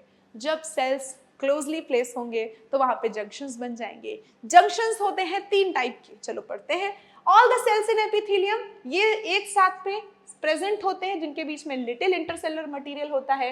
Nearly all the animal tissues, अच्छा कभी ये मत भूलना कि मैम हम जंक्शंस को सिर्फ एपिथेलियल टिश्यू में पढ़ते हैं तो ये सिर्फ एपिथेलियल टिश्यू में होंगे, ये हर जगह पे प्रेजेंट होते हैं, यानी सारी एनिमल टिश्यूज में प्रेजेंट होते हैं, ऑल एनिमल टिश्यू। लेकिन सबसे ज्यादा अमाउंट में ये एपिथेलियल टिश्यू में मिलते हैं। क्यों? क्योंकि यहाँ पर सेल्स एक दूसरे के पास में प्रेजेंट है और इनके बीच में इंटरसेलुलर मटेरियल भी बहुत कम पाया जा रहा है। ओके, यहाँ पर क्या है, स्पेशलाइज्ड जंक्शंस प्रेजेंट होते हैं जो स्ट्रक्चरल और फंक्शनल लिंक प्रोवाइड करते हैं। अगर हम स्ट्रक्चरल लिंक की बात करें तो यहाँ पे भी अपने 3 जंक्शन आएंगे, TAG टैग। लेकिन फंक्शनल लिंक की बात करें तो यहाँ पर बेटा हमारे पास में T और A नहीं रहता है, यहाँ पर रहता है गैप, सिर्फ गैप जंक्शन है जो सेल्स को आपस में फंक्शनली कनेक्ट करता है, ठीक है। तो यहाँ पर क्या है, स्ट्रक्चरल लिंक प्रोवाइड करते हैं, मतलब दोनों सेल्स को आपस में चिपका के रखते हैं। फंक्शनल का मतलब है कि दोनों सेल्स को आपस में बातचीत करने का मौका देते हैं, ठीक है। अब देखो 3 types of cell junctions, 3 type के सेल जंक्शंस हमको यहाँ पे एपिथेलियम में देखने को मिलते हैं। 3 टाइप के होते हैं, मैंने टैग पहले ही तुम्हें बता दिया है। अब उसमें क्या है, पहला होता है जिसको बोलेंगे टाइट जंक्शन। पहला होता है टाइट जंक्शन। टाइट जंक्शन क्या है, ये दो सेल्स को आपस में बहुत ज्यादा चिपका के रखते हैं ताकि दोनों सेल से कोई भी लीकेज ना हो जाए, लीकेज अक्रॉस अ टिश्यू, कोई भी लीकेज, ये सेल ये दोनों सेल आपस में चिपके हुए हैं, इस सेल से कोई लीकेज नहीं होगा, इस सेल से कोई लीकेज नहीं होगा, तो ये क्या हो गया अपना टाइट जंक्शन। फिर आते हैं एडेरिंग जंक्शन। इसमें दो सेल्स आपस में चिपके नहीं होते हैं पर साथ साथ में है। ये दो सेल्स हैं, अब जैसे ये एक सेल है, ये दूसरा सेल है, दोनों सेल्स को इस पेन ने आपस में कनेक्ट करके रखा है, तो ये कौन सा जंक्शन हो गया, ये हो गया एडेरिंग जंक्शन। तो यहाँ पे क्या है, एडेरिंग जंक्शन क्या करता है, सीमेंटिंग करता है to keep the neighbouring cells together. ये लीकिंग के लिए नहीं होता है, ये सीमेंटिंग के लिए होता है, सीमेंट करता है दो सेल्स को पास में, एक दूसरे के पास में रखता है। फिर तीसरा जंक्शन आता है जिसको हम बोलते हैं गैप जंक्शन। गैप जंक्शन क्या करता है, गैप जंक्शन कम्युनिकेट करता है, दो सेल्स को आपस में कम्युनिकेट करवाता है, दो सेल्स आपस में बात कर पाते हैं। कैसे करेंगे दो सेल्स आपस में बात, जैसे कि मान लो ये अपना एक सेल है, ये अपना दूसरा सेल है। अब इन दोनों सेल्स के बीच में ना यहाँ पर एक रॉड लाइक स्ट्रक्चर पड़ा होता है, एक रॉड लाइक स्ट्रक्चर है। अब अगर इस वाले सेल को कोई सिग्नल भेजना होगा, सेल ए को सेल बी तक कोई सिग्नल भेजना होगा तो इसके थ्रू भेज देगा, ठीक। तो ऐसे होते हैं गैप जंक्शंस। ये क्या करते हैं, ये कम्युनिकेट करवाते हैं एक दूसरे से और कनेक्ट करते हैं cytoplasm of the adjoining cell. दो सेल्स की साइटोप्लाज्म को एक दूसरे से जोड़ दिया जाता है ताकि क्या हो, दोनों सेल्स में रैपिड ट्रांसफर हो, जल्दी जल्दी आयंस का ट्रांसफर हो सके, छोटे छोटे मॉलिक्यूल्स आपस में एक दूसरे के इधर उधर जा सकें, और कभी कभी क्या होते हैं, कुछ बिग मॉलिक्यूल्स भी इधर उधर जा सकते हैं, ठीक है। ये इंपॉर्टेंट है, यहां से तुम्हारे स्टेटमेंट में सवाल आ जाता है, तुम्हें गलत करवा देता है, ठीक है। तुम्हें लगता है कि अगर ट्यूब इतनी बड़ी है तो हमेशा छोटे मॉलिक्यूल ही जाएंगे, इससे हमेशा सोचते हो कि इधर से क्या होगा, ऐसे छोटे छोटे मॉलिक्यूल्स चले जाएंगे, लेकिन ऐसा नहीं होता है। ऐसा क्या होता है, यहाँ पे कभी कभी बड़ा मॉलिक्यूल भी जा सकता है, समटाइम्स बिग मॉलिक्यूल्स, ओके। आगे देखते हैं, आगे बेटा अब हम स्टार्ट करते हैं अपनी दूसरी टिश्यू को। हमने एपिथेलियल टिश्यू को कंप्लीट कर लिया है। अब इस वीडियो को तुम्हें स्टॉप करना है और अपना पूरा एपिथेलियल टिश्यू एक बार रिवीजन करना है और फिर स्टार्ट करना है कनेक्टिव टिश्यू, ठीक है। So will take a 2 second break, 2 minute break, then we start. हाँ जी बच्चों, पढ़ लिया, हो गया रिवीजन। अब हम स्टार्ट करते हैं कनेक्टिव टिश्यू। तुमको पता है जो कनेक्टिव टिश्यू होती है ना, ये अपनी बॉडी की मोस्ट अबंडेंट है, सबसे ज्यादा पाई जाने वाली है, ठीक है, और हमारी बॉडी में वाइडली डिस्ट्रीब्यूटेड है। अच्छा, मैं तुम्हें अगर 1 किलो कॉटन दूं, ठीक है, मैं तुमको 1 किलो कॉटन दूं और मैं तुमको 1 किलो आयरन का रॉड दे दूं, 1 किलो का रॉड दे दूं, लोहे का एक सरिया दे दूं 1 किलो का, बताओ कौन भारी होगा? हाँ, कौन भारी होगा? आयरन का रॉड या फिर जो रुई है वो? दोनों 1 किलो के हैं, ठीक है, दोनों 1 किलो के हैं, दोनों का वजन बराबर होगा, लेकिन दिखने में कौन ज्यादा होगी? दिखने में ज्यादा होगी कॉटन, ठीक है।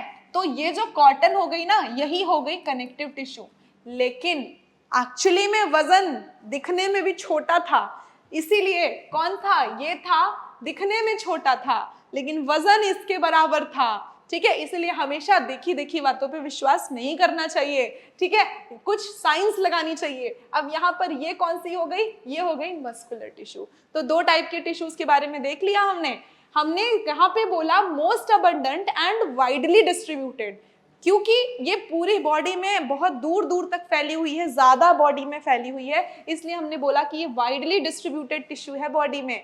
ठीक है, लेकिन मस्कुलर टिश्यू हमारे बॉडी का 40 से 50% पार्ट बनाती है। ओके, तो इसको हमने कनेक्टिव टिश्यू इसलिए बोला क्योंकि इसका स्पेशल फंक्शन होता है कनेक्ट करने का, नाम ही है कनेक्टिव टिश्यू, कनेक्ट कर रहा है।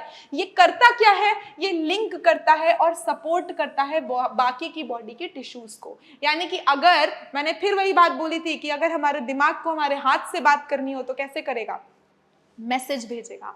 किसके थ्रू भेजेगा, ब्लड के थ्रू भेजेगा। क्या हुआ, एक ऑर्गन ने दूसरे ऑर्गन से बात करी, लिंकिंग हुई, सपोर्ट किया। ठीक है, तो यहाँ पर क्या है, जब भी कोई ऑर्गन दूसरे ऑर्गन को लिंक करता है, सपोर्ट करता है, उसको बोलते हैं हम कनेक्टिव टिश्यू। तो ये कर क्या रही है, ये लिंकिंग शो कर रही है, सपोर्ट शो कर रही है बाकी टिश्यूज और ऑर्गन्स के बीच आपस में। ठीक है, ये रेंज करती है। ये जो कनेक्टिव टिश्यू होती है ये सॉफ्ट भी हो सकती है, इसके अलावा ये डेंस भी हो सकती है और ये स्पेशलाइज्ड भी हो सकती है। 3 टाइप की कनेक्टिव टिश्यू होती है अपने पास में। एक होती है जिसको बोलते हैं लूज कनेक्टिव टिश्यू, जो तुम्हारे सामने डायग्राम बना हुआ है, ये लूज कनेक्टिव टिश्यू का डायग्राम है। ठीक है, लूज कनेक्टिव टिश्यू का मतलब यहाँ पे देखो सारे सेल्स आपस में कितनी दूर दूर में प्रेजेंट हैं। जब हमने एपिथेलियल टिश्यू देखी थी तो हमने देखा था कि जो सेल्स थे वो बहुत पास पास थे, लेकिन यहाँ पे जो सेल्स है वो बहुत दूर दूर प्रेजेंट हैं, तो इसीलिए हमने इसको बोल दिया ये लूज कनेक्टिव टिश्यू का डायग्राम है। फिर हमने क्या देखा था, फिर उसके बाद में इसमें आता क्या क्या है अपनी कनेक्टिव टिश्यू में। अपनी कनेक्टिव टिश्यू में बेटा कार्टिलेज हो सकते हैं।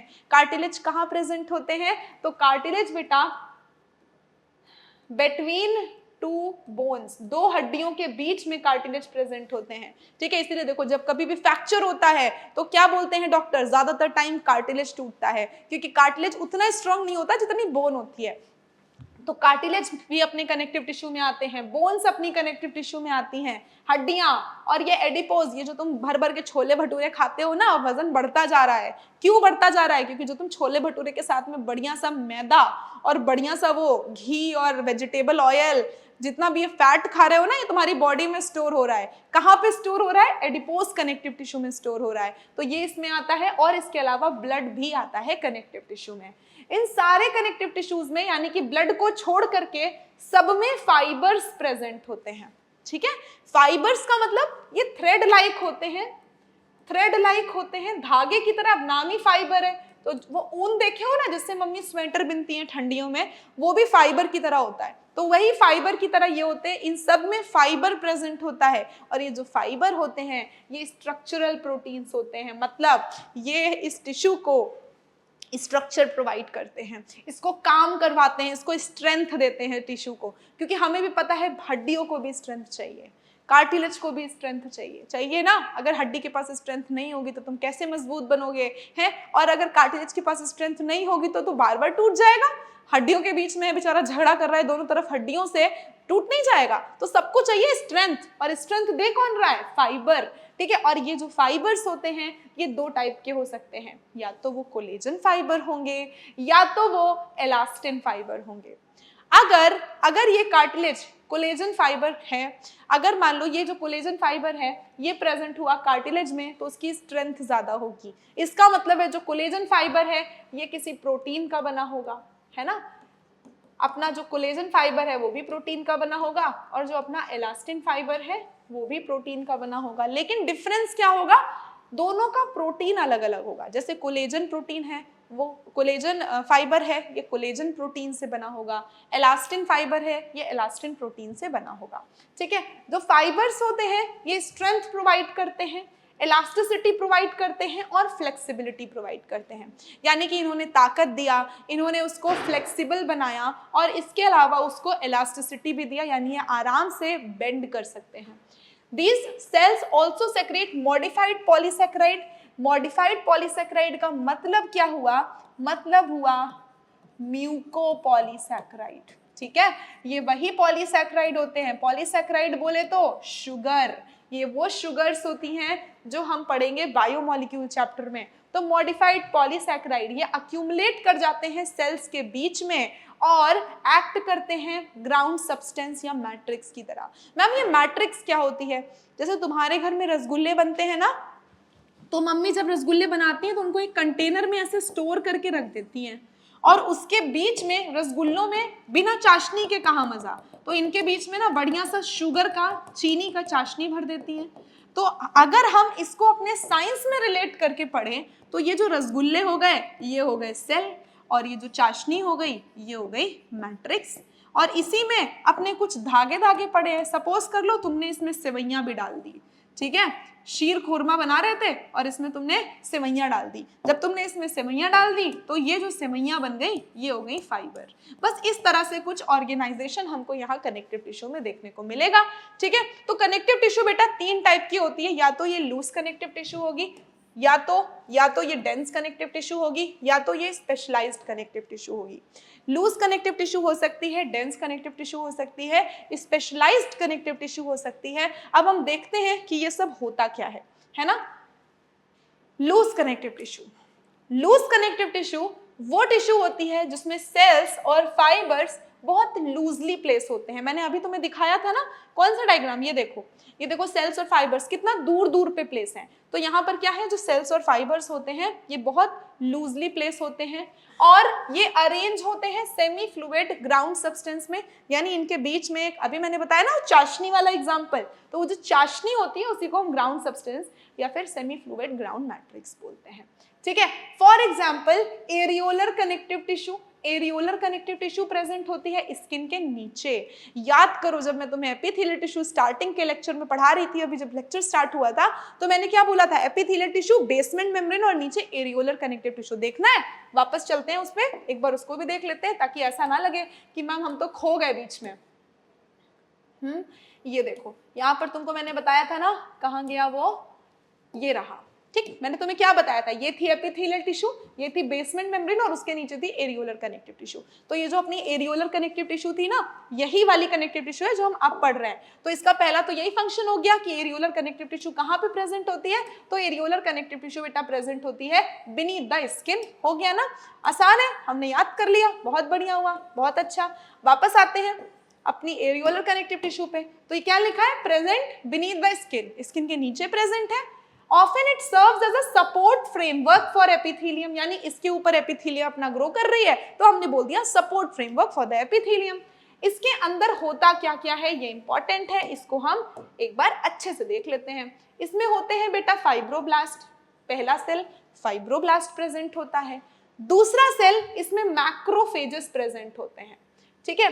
तीसरा इसमें क्या होता है, मास्ट सेल होता है। उसके अलावा यहाँ पर और सेल्स प्रेजेंट होते हैं, जैसे कि यहाँ पे हमें एडिपोसाइट सेल्स देखने को मिलते हैं। एडिपोसाइट के अलावा यहाँ पर हमको एक सेल और देखने को मिलता है जिसको हम लिम्फोसाइट बोलते हैं। एक काम करते हैं, ये चारों सेल पहले हम डायग्राम में जाके देख लेते हैं जो एरियोलर कनेक्टिव टिश्यू का डायग्राम बना है।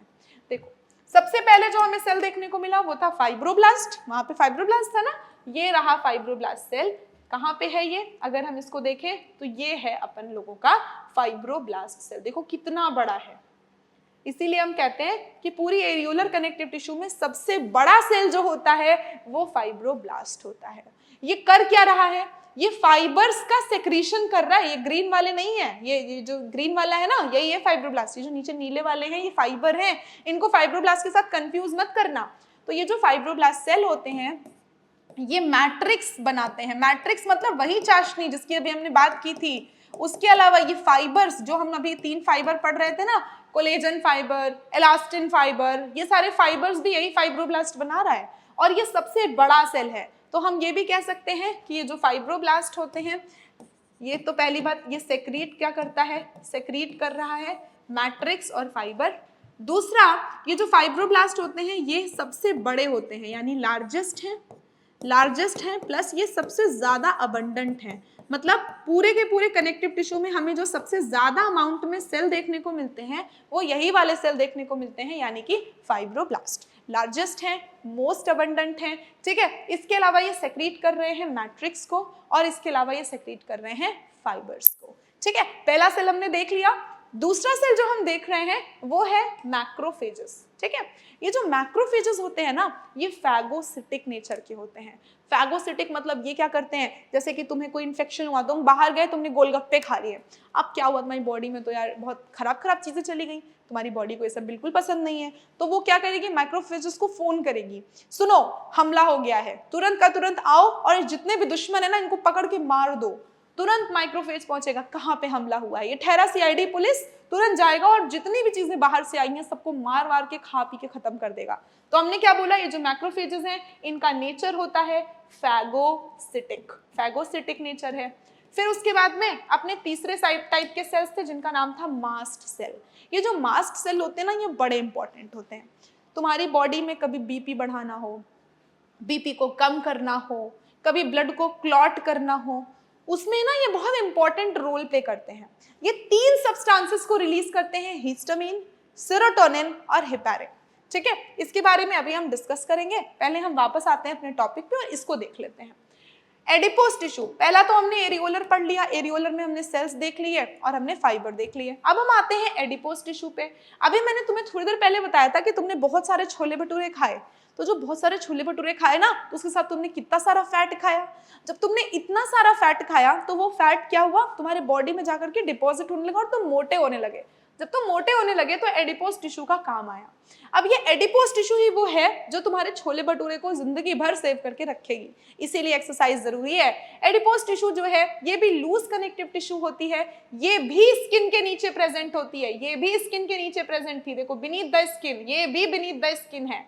The cells of this tissue are specialized to store fat। क्या काम है, खाने के बाद जो फैट है, जो न्यूट्रिएंट बच गया उसको स्टोर करेगी फैट के फॉर्म में, ठीक है। द एक्सेस ऑफ न्यूट्रिएंट जो यूज नहीं हुए खाने के बाद में, उनको ये कन्वर्ट करती है फैट में और तुम्हारे बॉडी में इस टिश्यू के अंदर स्टोर कर देती है, ठीक है।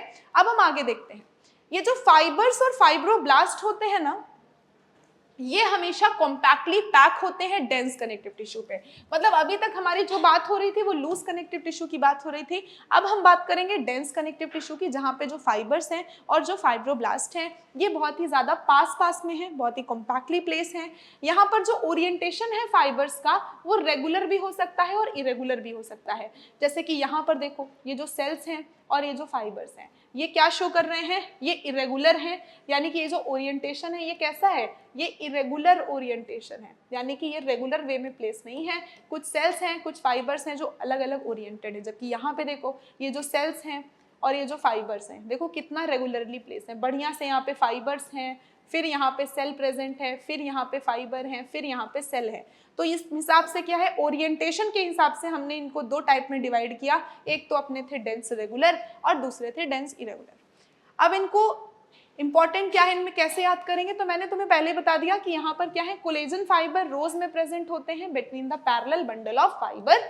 ये जो कोलेजन फाइबर्स होते हैं ये पैरेलल फॉर्म में प्रेजेंट होते हैं, और इसका एग्जाम्पल किसका, डेंस रेगुलर का एग्जाम्पल होता है टेंडन्स। ये जो टेंडन्स होते हैं ये करेंगे क्या, ये हमेशा मसल को बोन से अटैच करते हैं। और कौन सी मसल है जो बोन्स के पास प्रेजेंट होती है, तो स्केलेटल मसल हो गई। यानी कि जब भी मूवमेंट तुम्हारी मर्जी से हो रहा है तो स्केलेटल मसल करा रही है, और जो स्केलेटल मसल है उसका ये आते हैं टेंडन्स यहाँ पे, जो इन दोनों को आपस में कनेक्ट करेंगे। तो टेंडन्स किसके एग्जाम्पल हो गए, ये एग्जाम्पल हो गए डेंस रेगुलर कनेक्टिव टिश्यू के, ठीक है, डेंस रेगुलर कनेक्टिव टिश्यू के, जो हमेशा हड्डियों को मसल्स के साथ में जोड़ता है। ओके, डेंस इरेगुलर का अगर हम एग्जाम्पल की बात करें तो यहाँ पर आती है स्किन, ठीक है, यहाँ पे आती है स्किन। यहाँ पे क्या है, ओरिएंटेशन अलग अलग होता है, मैंने ही बोला इरेगुलर मतलब सब कुछ irregular. This tissue is present in the skin. अब जो कार्टिलेज, बोन और ब्लड है ना, ये स्पेशलाइज्ड टाइप के कनेक्टिव टिश्यू होते हैं। हम क्यों बोलते हैं इनको कि ये स्पेशलाइज्ड टाइप के कनेक्टिव टिश्यू हैं, क्योंकि इनके पास में फाइबर्स नहीं होते। वैसे हमने अभी पढ़े थे ना कि कुछ सेल्स होंगे, कुछ फाइबर्स होंगे और ये प्रेजेंट होंगे मैट्रिक्स में। तो सेल्स में हमने क्या क्या पढ़ा था, फाइब्रोब्लास्ट पढ़ा था, मैक्रोफेजेस पढ़े थे, लिम्फोसाइट पढ़े थे, एडिपोसाइट्स पढ़े थे। तो वो सारे के सारे सेल्स तो इनके पास होते हैं, कार्टिलेज के पास, बोन के पास, ठीक है, कार्टिलेज के पास, बोन के पास और ब्लड के पास। लेकिन जो हमने अपने दो फाइबर्स पढ़े थे ना, कोलेजन फाइबर और इलास्टिन फाइबर, वो दोनों फाइबर्स यहाँ पे नहीं पाए जाते हैं। तो जब वो नहीं पाए जाते हैं तो मतलब ये क्या है, ये स्पेशल है। ये स्पेशल वो बच्चे हैं ना, जैसे कुछ बच्चे होते हैं जो सुन नहीं सकते, जो बोल नहीं सकते, तो हम उनको बोलते हैं स्पेशल चिल्ड्रन है। तो ऐसे ही ये भी है जिसके पास फाइबर्स नहीं है, मैंने फाइबर प्रेजेंट लिख दिया, यहाँ पे फाइबर्स एब्सेंट होते हैं। वो कोलेजन फाइबर और इलास्टिन फाइबर जो स्ट्रेंथ और इलास्टिसिटी और जो फ्लेक्सिबिलिटी प्रोवाइड कर रहे थे ना, वो यहाँ पे है ही नहीं। तो जब वो नहीं है तो होगी नहीं स्पेशल, इसीलिए हम इसको बोलते हैं स्पेशलाइज्ड कनेक्टिव टिश्यू। ठीक है, अब इसके बाद में हम आते हैं अपनी कनेक्टिव टिश्यू में, कार्टिलेज और बोन्स के बारे में डिस्कस करते हैं। जो कार्टिलेज होते हैं ना, वो अपने दोनों हड्डियों के बीच में प्रेजेंट होते हैं, कुशन का काम करते हैं। तुम कभी देखो, तुम कूदते हो, कभी हड्डी थोड़े ना टूटती है, तुम कभी कभी गिर भी जाते हो। जब भी कूदते हो, गिरते हो, डांस करते हो, उछलते हो, लड़ाई करते हो, मारते हो एक दूसरे को, तो हड्डियां थोड़ी ना टूटती हैं। क्यों नहीं टूटती है? क्योंकि हड्डियों के बीच में उनका जो शॉक अब्सॉर्ब करने के लिए कुछ प्रेजेंट होता है, जो होता है कार्टिलेज। ठीक है, तो अब हम यहाँ पर कार्टिलेज के बारे में डिस्कस करेंगे। जो इंटरसेल्युलर मटेरियल होता है कार्टिलेज का, वो सॉलिड होता है, सॉलिड, लिक्विड, गैस, 3 स्टेट्स थे मैटर के, जिसमें से सॉलिड मैटर होता है कार्टिलेज। प्लाइबल होता है, प्लाइबल का मतलब है इसको मोड़ा जा सकता है। कार्टिलेजेस इतने पतले भी हो सकते हैं ना कि इनको मोड़ करके तुम अपनी पॉकेट में डाल सकते हो। जैसे कि तुम्हारे टीचर का सबसे फेवरेट तुम्हारा कार्टिलेज कौन सा है? तुम्हारे कान। देखो हमेशा तुम्हारे कान मोड़ते रहते हैं सारे टीचर्स। क्यों? क्योंकि उन्हें पता है कि ये प्लाइबल है। प्लाइबल के अलावा ये कंप्रेशन भी रेजिस्ट करता है, चाहे कितना भी कान तुम्हारे टीचर तुम्हारे मोड़ ले, लेकिन वो वापस वैसे ही हो जाता है ना कान। तो क्यों? क्योंकि ये कंप्रेशन को रेजिस्ट करता है। 3 कैरेक्टरिस्टिक यहाँ पे हमें पढ़नी होती हैं। जो सेल्स होते हैं इस टिश्यू के, यानी कि कॉन्ड्रोसाइट्स होते हैं, ये छोटी छोटी कैविटीज में प्रेजेंट होते हैं। देखो ये हो गई कैविटी, ये हो गई कैविटी, और इस कैविटी के अंदर अपना सेल प्रेजेंट है, न्यूक्लियस भी होगा, और ये क्या है? ये सेल प्रेजेंट है। तो ये जो सेल्स प्रेजेंट होते हैं ये कॉन्ड्रोसाइट्स होते हैं। इसके अलावा ये जो अपने कार्टिलेजेस होते हैं ना, इनके पास में ब्लड सप्लाई नहीं होती है, यानी अगर मैं कार्टिलेज को कट करूंगी तो उसमें से ब्लीडिंग नहीं होगी। ठीक है, तो यहाँ पे क्या है, छोटी छोटी कैविटीज में प्रेजेंट होते हैं। मोस्ट ऑफ द कार्टिलेज जो वर्टिब्रेट एम्ब्रियोज में होते हैं वो बोन्स में रिप्लेस हो जाते हैं जब वो बच्चे बड़े हो जाते हैं। यानी जब कोई बेबी बर्थ लेता है, पैदा होता है, उस टाइम पे उसमें हड्डियां कम होती हैं, कार्टिलेज ज्यादा होते हैं। क्यों? क्योंकि उसको मदर की बर्थ केनाल से गुजरना है। अगर उसके अंदर हड्डियां प्रेजेंट होंगी तो हो सकता है हड्डियां टूट जाएं और वहां पे बच्चे की डेथ हो जाए। ठीक है, तो जब बच्चा पैदा होता है तब उसके अंदर कार्टिलेज प्रेजेंट होता है, और जब वो बड़ा हो जाता है तो वही कार्टिलेज हड्डी बन जाता है। कार्टिलेज प्रेजेंट होंगे हमारे टिप ऑफ नोज पे, नोज की जो टिप होती है ना, उस पे भी कार्टिलेज प्रेजेंट होता है। इसके अलावा तुम्हारे कान में भी होता है, ईयर जॉइंट्स में होता है। इसके अलावा 2 बोन्स के बीच में भी प्रेजेंट होता है, जैसे कि ये एक बोन हो गई। ठीक है, बोन्स ऐसी तो होती हैं, तिरछी सी, टेढ़ी मेढ़ी सी, तो इन दोनों बोन्स के बीच में प्रेजेंट होता है। मैंने क्या बोला, क्या कर रहा है बोन के प्रेजेंट बीच होकर के? ये क्या कर रहा है? ये शॉक को अब्सॉर्ब कर रहा है। तुम कूद रहे हो, डांस कर रहे हो, मार रहे हो एक दूसरे को, फिर भी हड्डियां तो हमेशा नहीं टूटती हैं, कभी कभी टूट जाती हैं, वो बात अलग है, लेकिन हमेशा तो नहीं टूटती। तो ये क्या करता है? शॉक का अब्सॉर्प्शन करता है। शॉक अब्सॉर्ब कर लेगा, सब बढ़िया हो जाएगा। ठीक है, मतलब हर बार मार खाने के बाद तुम्हारी हड्डियां नहीं टूट सकती। क्यों? तुम्हारे बोन्स के बीच में कार्टिलेज प्रेजेंट है। ठीक है, लिम्स में प्रेजेंट होते हैं और हैंड्स में प्रेजेंट होते हैं। तो लिम्स और हैंड्स का मतलब है ये लॉन्ग बोन की बात कर रहा है। जो बॉडी में तुम्हारे लंबी लंबी हड्डियां हैं, जैसे तुम्हारे हाथ की हड्डी, तुम्हारे पैर की हड्डी, ठीक है, उनके कोने में, उनके साइड में, जैसे कि मान लो ये तुम्हारे पैर की हड्डी हो गई, तो पैर की हड्डी में ऊपर और नीचे यहाँ पर कार्टिलेज प्रेजेंट होगा, तभी तो ग्रोथ होगी ना। अगर बोन्स में कार्टिलेज प्रेजेंट ही नहीं होगा तो तुम्हारी हाइट कभी बढ़ेगी नहीं, तो हमेशा बौने के बौने ही बने रहोगे। ठीक है, तो यहाँ पर क्या है, कार्टिलेज हमेशा एंड ऑफ लॉन्ग बोन्स में प्रेजेंट होते हैं। ठीक है, ये सारी बात हो गई कार्टिलेज की। अब यहाँ पे बात याद रखने वाली क्या है, ये है कि ये जो बीच में कार्टिलेज प्रेजेंट है, ये है कार्टिलेज, और इसमें ये स्पेस है। स्पेस को हमने क्या बोला बेटा? स्पेस हो गई लेकुना, और लेकुना में प्रेजेंट है एक सेल जो कार्टिलेज बना रहा है, जिसको हम बोलते हैं कॉन्ड्रोसाइट। ठीक है, तो एक स्पेस में, एक कैविटी में अपना 1 भी हो सकता है, 2 भी हो सकते हैं, 3 भी हो सकते हैं और 4 भी हो सकते हैं। एक कैविटी में 2 कॉन्ड्रोसाइट भी हो सकते हैं, 3 भी हो सकते हैं, 4 भी हो सकते हैं। ये अपने जो कार्टिलेज होते हैं सॉलिड होते हैं, उसके अलावा प्लाइबल होते हैं, उसके अलावा ये रेजिस्ट करते हैं कंप्रेशन को, ठीक है। ये सारे इसकी कैरेक्टरिस्टिक फीचर हैं। प्रेजेंट कहाँ पे होते हैं वो हमने देख लिया। अब हम आते हैं हड्डियों पे। जो अपनी हड्डियां होती है ना, ये बहुत हार्ड होती हैं, ठीक। इसके अलावा हम इनको मोड़ नहीं सकते, इनको हम मोड़ नहीं सकते, मोड़ नहीं सकते। तो जब मोड़ नहीं सकते तो ये क्या बन गई, नॉन प्लाइबल। इसके अलावा अगर तुमने हड्डियों को एक बार दबा दिया, जोर से ऐसे मार दिया, टूट जाएगी, वापस नहीं होगा कान की तरह की दोबारा से वहीं पे आ जाए। तो इसका मतलब है ये कंप्रेशन को रेजिस्ट नहीं कर पाती है, ठीक है। बुरी बात हो गई ना। ये भी हो जाता तो मैं तुमको पीडब्ल्यू वाले बैग में भी पैक कर सकती थी। अगर तुम्हारी बोन्स भी प्लायबल होती तो कितना अच्छा होता, ठीक है। ये जो अपनी कनेक्टिव टिश्यू है ना बोन, इसमें कैल्शियम प्रेजेंट होता है।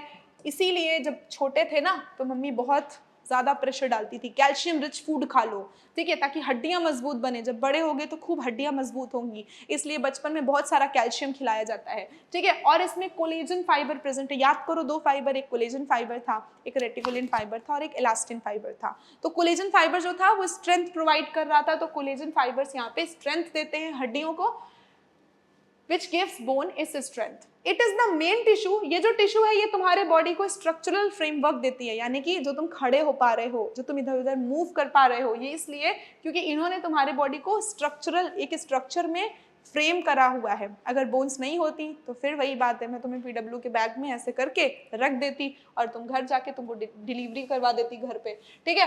बोन्स सपोर्ट करती हैं और प्रोटेक्ट करती हैं सॉफ्टर टिश्यूज को, यानी कि तुम्हारा ब्रेन जो है वो क्रेनियल कैविटी में है। एक कैविटी है जिसने जो तुम्हारे ब्रेन को प्रोटेक्ट करती है, जिसको बोलते हैं क्रेनियल कैविटी।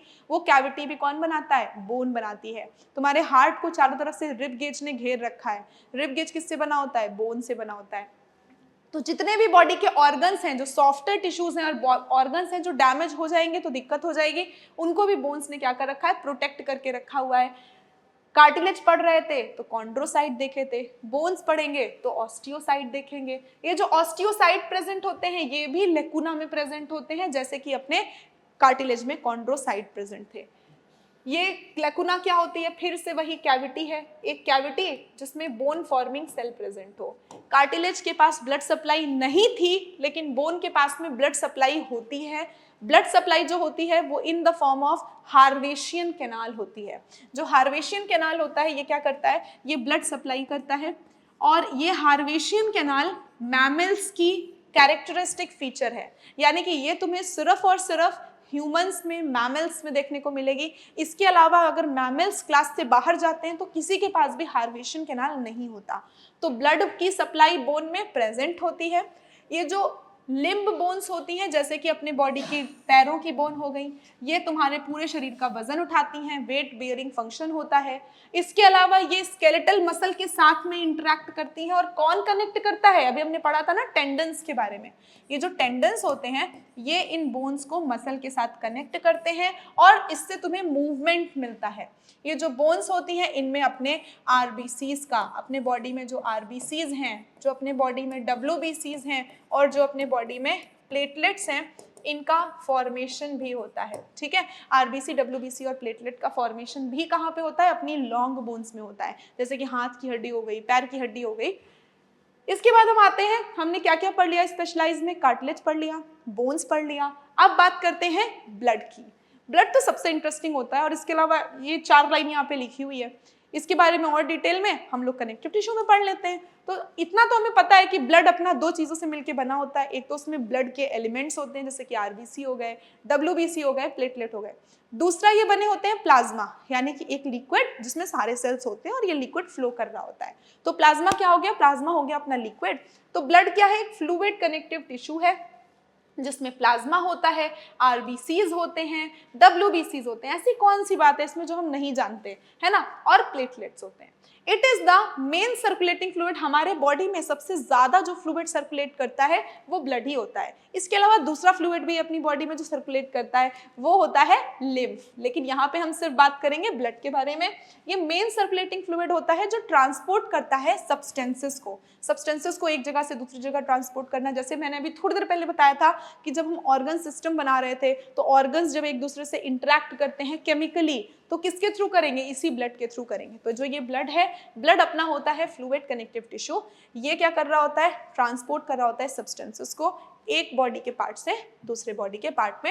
ये डायग्राम बना हुआ है, ये है अपने आरबीसीज, ये है अपने प्लेटलेट। प्लेटलेट का फंक्शन क्या होता है, ये ब्लड को क्लॉट कराते हैं, चोट लग जाती है खून बहने लगता है, थोड़ी देर में खून जम जाता है। कौन जमवाता है, प्लेटलेट, ठीक है। चोट लगी थी तो कुछ ना कुछ इन्फेक्शन हो गया होगा तो डब्ल्यूबीसी उससे तुम्हें प्रोटेक्ट करते हैं, यानी बॉडी की इम्यूनिटी देते हैं।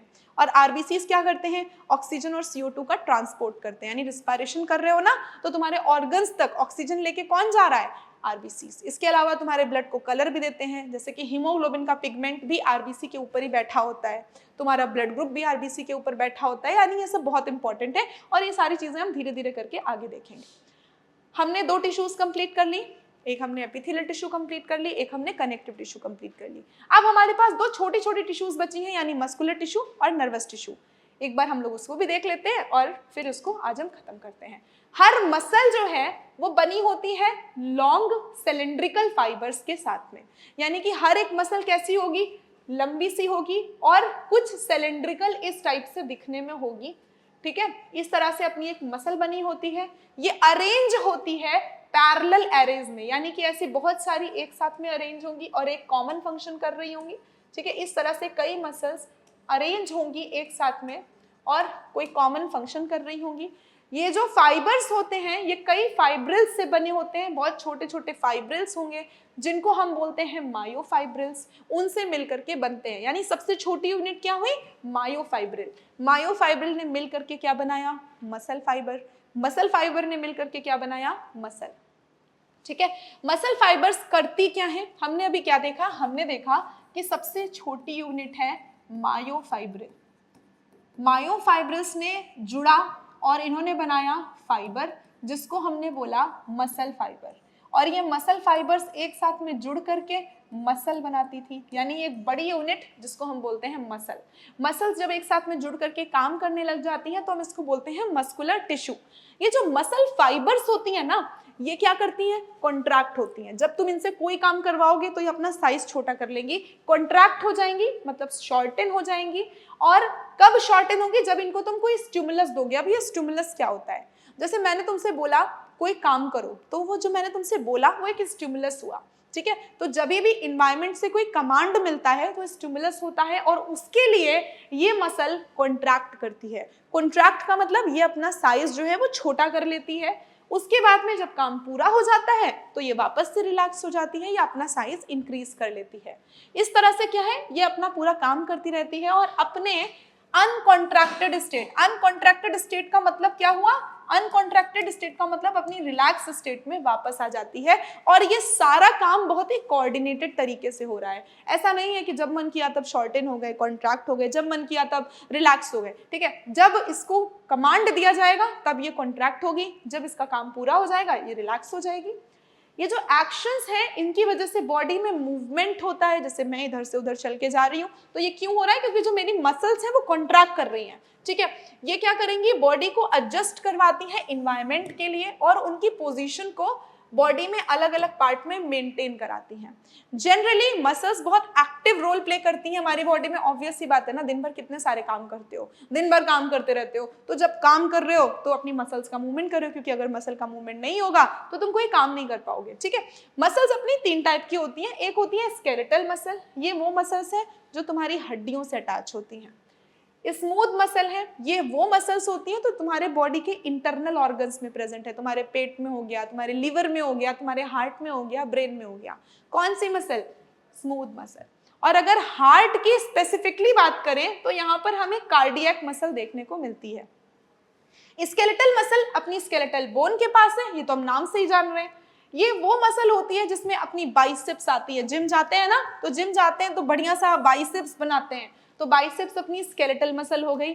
इसमें क्या होंगे, स्ट्रिएशंस प्रेजेंट होंगे। स्ट्रिएशंस क्या होते हैं, किसी भी मसल को देख के लगे कि उसमें कुछ बैंड्स बने हैं डार्क और लाइट कलर के, ठीक है। जैसे कि मान लो ये एक मसल है और ये एक मसल है और इस मसल में मैं क्या कर दूं, बीच में ना ऐसे छोटी छोटी करके लाइनें बना दूं, तो जब तुम इसको दूर से देखोगे तो तुम क्या लगेगा तुमको कि यहाँ पर कुछ बैंड्स बने हुए हैं, ठीक है। अगर ऐसी कोई मसल है जिसमें ऐसे बैंड्स बने हैं तो वो क्या हो गई, स्केलेटल मसल है, उसमें स्ट्रिएशंस है, स्ट्रिप्ड मसल है, ठीक है। ये बंडल होते हैं एक साथ में, एक पैरेलल फैशन में, और इनको कवर किया जाता है एक शीट से। भाई अगर मुझे 10 मसल्स को एक साथ में रखना है तो मुझे कवर करना पड़ेगा ना।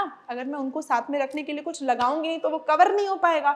जब वो कवर नहीं हो पाएगा तो वो क्या होगा, बिखर जाएगा। तो हमने क्या किया, इनको एक शीट से कवर किया, जिसको बोला टफ कनेक्टिव टिश्यू, ठीक है। ये इनको एक साथ में कवर करके एक साथ में बांध करके रखती है, okay. Bundle of muscle fibre को बांध करके रखती है। ये अपनी 3 टाइप की मसल हो गई जो अभी तक हम देख रहे थे। ये कौन सी है, अगर पहचानेंगे तो ये कौन सी है, तो ये हो जाएगी बेटा, ये हो जाएगी स्केलेटल मसल। ये वो मसल है जो तुम्हारे हड्डियों को, तुम्हारे मसल्स मतलब तुम्हारी हड्डियों में प्रेजेंट होती है और तुमसे काम करवाती है, तुम्हारी मर्जी से काम करवाती है स्केलेटल मसल। ये वो मसल है जो बड़ी स्मूथ होती है। हमने इसका नाम स्मूथ क्यों दिया, अरे बड़ी स्मूथ लगती देखने में। देखो इनको देखो, इनको देखो और इनको देखो, सबसे ज्यादा साफ सुथरी इसमें कौन सी है, यही वाली। क्यों, क्योंकि उसमें स्ट्रिएशंस ही नहीं प्रेजेंट है, कोई लाइनिंग नहीं दिख रही है। ये कौन सी मसल हो गई, ये मसल हो गई कार्डियक मसल। ये कार्डियक मसल, जैसा कि नाम है कार्डियक, मतलब हमेशा हार्ट के पास मिलेगी। 3 टाइप की मसल देख ली, बहुत सारी चीजें जो यहीं से समझ में आ रही होगी। देखो इसमें ब्रांचिंग नहीं है एक भी ब्रांचिंग नहीं है, क्या हो गई, ये हो गई अनब्रांच्ड। हर चीज ना बस डायग्राम देखो, सीख डालो। कुछ ऐसा कुछ रटने वाला होता ही नहीं है बायो में। सब लोग बोलते हैं ना बायो बहुत रटने वाला सब्जेक्ट है, बायो में नहीं होता, मैथ समझ लेंगे बायो नहीं हो पाएगी। लेकिन बायो इतना आसान है, अगर तुम चीजों को समझ लो तो तुम्हें कुछ नहीं रटना पड़ेगा। सोचो एक सब्जेक्ट ऐसा है जिसमें सिर्फ डायग्राम लर्न कर लो, पूरा सब्जेक्ट आ जाएगा। है कोई दूसरा सब्जेक्ट ऐसा, है हो ही नहीं सकता। सिर्फ बायो ऐसा है जिसमें डायग्राम लर्न कर लिया, पूरी थ्योरी हम कर देंगे। तो यहाँ पे डायग्राम देखो, अनब्रांच है, कोई ब्रांचिंग नहीं है, यहाँ पर भी ब्रांचिंग नहीं है, तो यहाँ पे क्या हो गया, ये भी अनब्रांच हो गई, ठीक है। और इसमें क्या है, देखो ब्रांचिंग दिख रही है, तो ये क्या हो गई, ब्रांच्ड हो गई, ये हो गई ब्रांच्ड। इसके अलावा यहाँ पर देखो हमें सिलिंड्रिकल शेप दिख रहा है, यहाँ पे स्पिंडल शेप दिख रहा है, यहाँ पे सिलिंड्रिकल शेप दिख रहा है, ठीक। ये अपने डिफरेंसेस हो गए जो कि अपने एनसीईआरटी में मेंशन भी कर रखे हैं। ये देखो, ये जो स्मूथ मसल होती है ये टेपर होती है दोनों एंड्स में। अभी हमने इसका डायग्राम भी तो देखा, हमने क्या देखा, ऐसे करके कुछ मसल बनाई गई है, दोनों एंड में क्या है, पतली होती जा रही है, टेपर होती जा रही है। और जब ऐसा कोई भी शेप होता है ना तो उसका नाम हम फ्यूजिफॉर्म दे देते हैं, फ्यूजिफॉर्म। ये क्या करती है, क्या हमें इसमें डार्क एंड लाइट बैंड दिखे थे, बिल्कुल नहीं दिखे थे। अगर दिखते तो हम स्मूथ क्यों बोलते। किसी की जब हम बोलते हैं ना कि wow what a smooth skin, उसका मतलब उसके स्किन में कोई दाग धब्बे नहीं होते, है ना। तो यहाँ पर भी हमने बोला कि इसके पास स्ट्रिएशंस नहीं थे, हमने इसको स्मूथ मसल बोल दिया। ये जो मसल्स होती हैं इनके पास में सेल जंक्शंस प्रेजेंट होते हैं, वेरी इंपॉर्टेंट, क्योंकि सेल जंक्शंस को लेके तुम लोग अक्सर एमसीक्यूज गलत कर देते हो। तो सेल जंक्शंस प्रेजेंट होते हैं, ये एक साथ में बंडल होती हैं और इनको बंडल करता कौन है, इनके ऊपर एक कवरिंग होती है जिसको हम बोलते हैं कनेक्टिव टिश्यू शीथ, ठीक है। ये है क्या, ये होती है बेटा कवरिंग, ओके। ये प्रेजेंट कहाँ होगी, तो हमने और एज यूजुअल पूरा पढ़ लिया कि बॉडी में जितने भी इंटरनल ऑर्गन्स है, तुम्हारी स्टमक हो गई, तुम्हारा हार्ट हो गया, तुम्हारा लीवर हो गया, हर जगह पे ये प्रेजेंट है। जैसे कि अपनी ब्लड वेसल्स में भी प्रेजेंट है, स्टमक में प्रेजेंट है, इंटेस्टाइन में प्रेजेंट है। स्मूथ मसल्स जो होती हैं ये इनवॉलेंट्री हैं। इनवॉलेंट्री है मतलब तुमसे पूछ के काम नहीं करेंगी। तुम्हारा पेट तुमसे थोड़े ना पूछेगा डाइजेशन करूं या नहीं करूं, तुम्हारा ब्रेन थोड़े ना, ब्रेन तो मतलब तुम्हारे हिसाब से चलता है, मैम अभी तो क्लास है, अभी तो सोना है, ठीक है। तो वहां पर क्या हो गई, वहां पर नहीं है। पर तुम्हारे बॉडी के जैसे लीवर है, बाइल बना रहा है, तुमसे पूछ के थोड़े ना बनाएगा। तुम्हारी किडनी है, यूरिन फॉर्मेशन करी, तुमसे पूछ के थोड़े ना करेगी। मतलब जहां पर भी काम तुमसे पूछ के नहीं हो रहा है वहां पे स्मूथ मसल प्रेजेंट है। ये क्या करता है, ये फंक्शनिंग करता है जो डायरेक्टली कंट्रोल्ड होती है, ये तुम्हारे अंडर में नहीं होती। We usually are not able to make it contract. हम इसको अपने मन से कॉन्ट्रैक्ट नहीं करा सकते कि हमने सोचा मेरा डाइजेशन हो जाए और मेरा डाइजेशन हो गया, ऐसा नहीं होता है। जो कि हम काम किसके साथ कर सकते हैं, स्केलेटल मसल। मैं चाहती हूं कि मैं उधर चल के जाऊं, ये मैंने अपनी स्केलेटल मसल को सिग्नल दिया है, ना कि अपनी स्मूथ मसल को। तो जो चीज मुझसे पूछ के हो वो हो गई वॉलंटरी, मेरी मर्जी से हो रही है। जो चीज मुझसे बिना पूछे हो वो मेरी मर्जी से नहीं हो रही है, वो हो गई इनवॉलंटरी। जो चीजें मेरी मर्जी से हो रही हैं वो हो जाएंगी किसमें, स्केलेटल मसल में। जो चीजें मेरी मर्जी से नहीं हो रही, मेरी मर्जी हो या ना हो, वो काम होगा। स्मूथ मसल, ठीक है। और कार्डियक मसल, मेरा दिल मुझसे पूछ के थोड़ी ना ऐसे कॉन्ट्रैक्ट रिलैक्स करेगा, वो ब्लड को पंप करेगा, उसका काम है, मैं चाहूं या ना चाहूं। Cardiac muscle, okay. तो कार्डियक मसल क्या है? ये कॉन्ट्रैक्टाइल टिश्यू होती है जो सिर्फ और सिर्फ हार्ट में प्रेजेंट होती है। याद रखना कि सेल जंक्शंस यहाँ पे पाए जाते हैं और सेल जंक्शंस यहाँ भी पाए जाते हैं, स्केलेटल में नहीं पाए जाते। कहाँ कहाँ मिलते हैं? स्मूथ में मिलते हैं, कार्डियक में मिलते हैं। ये क्या करते हैं?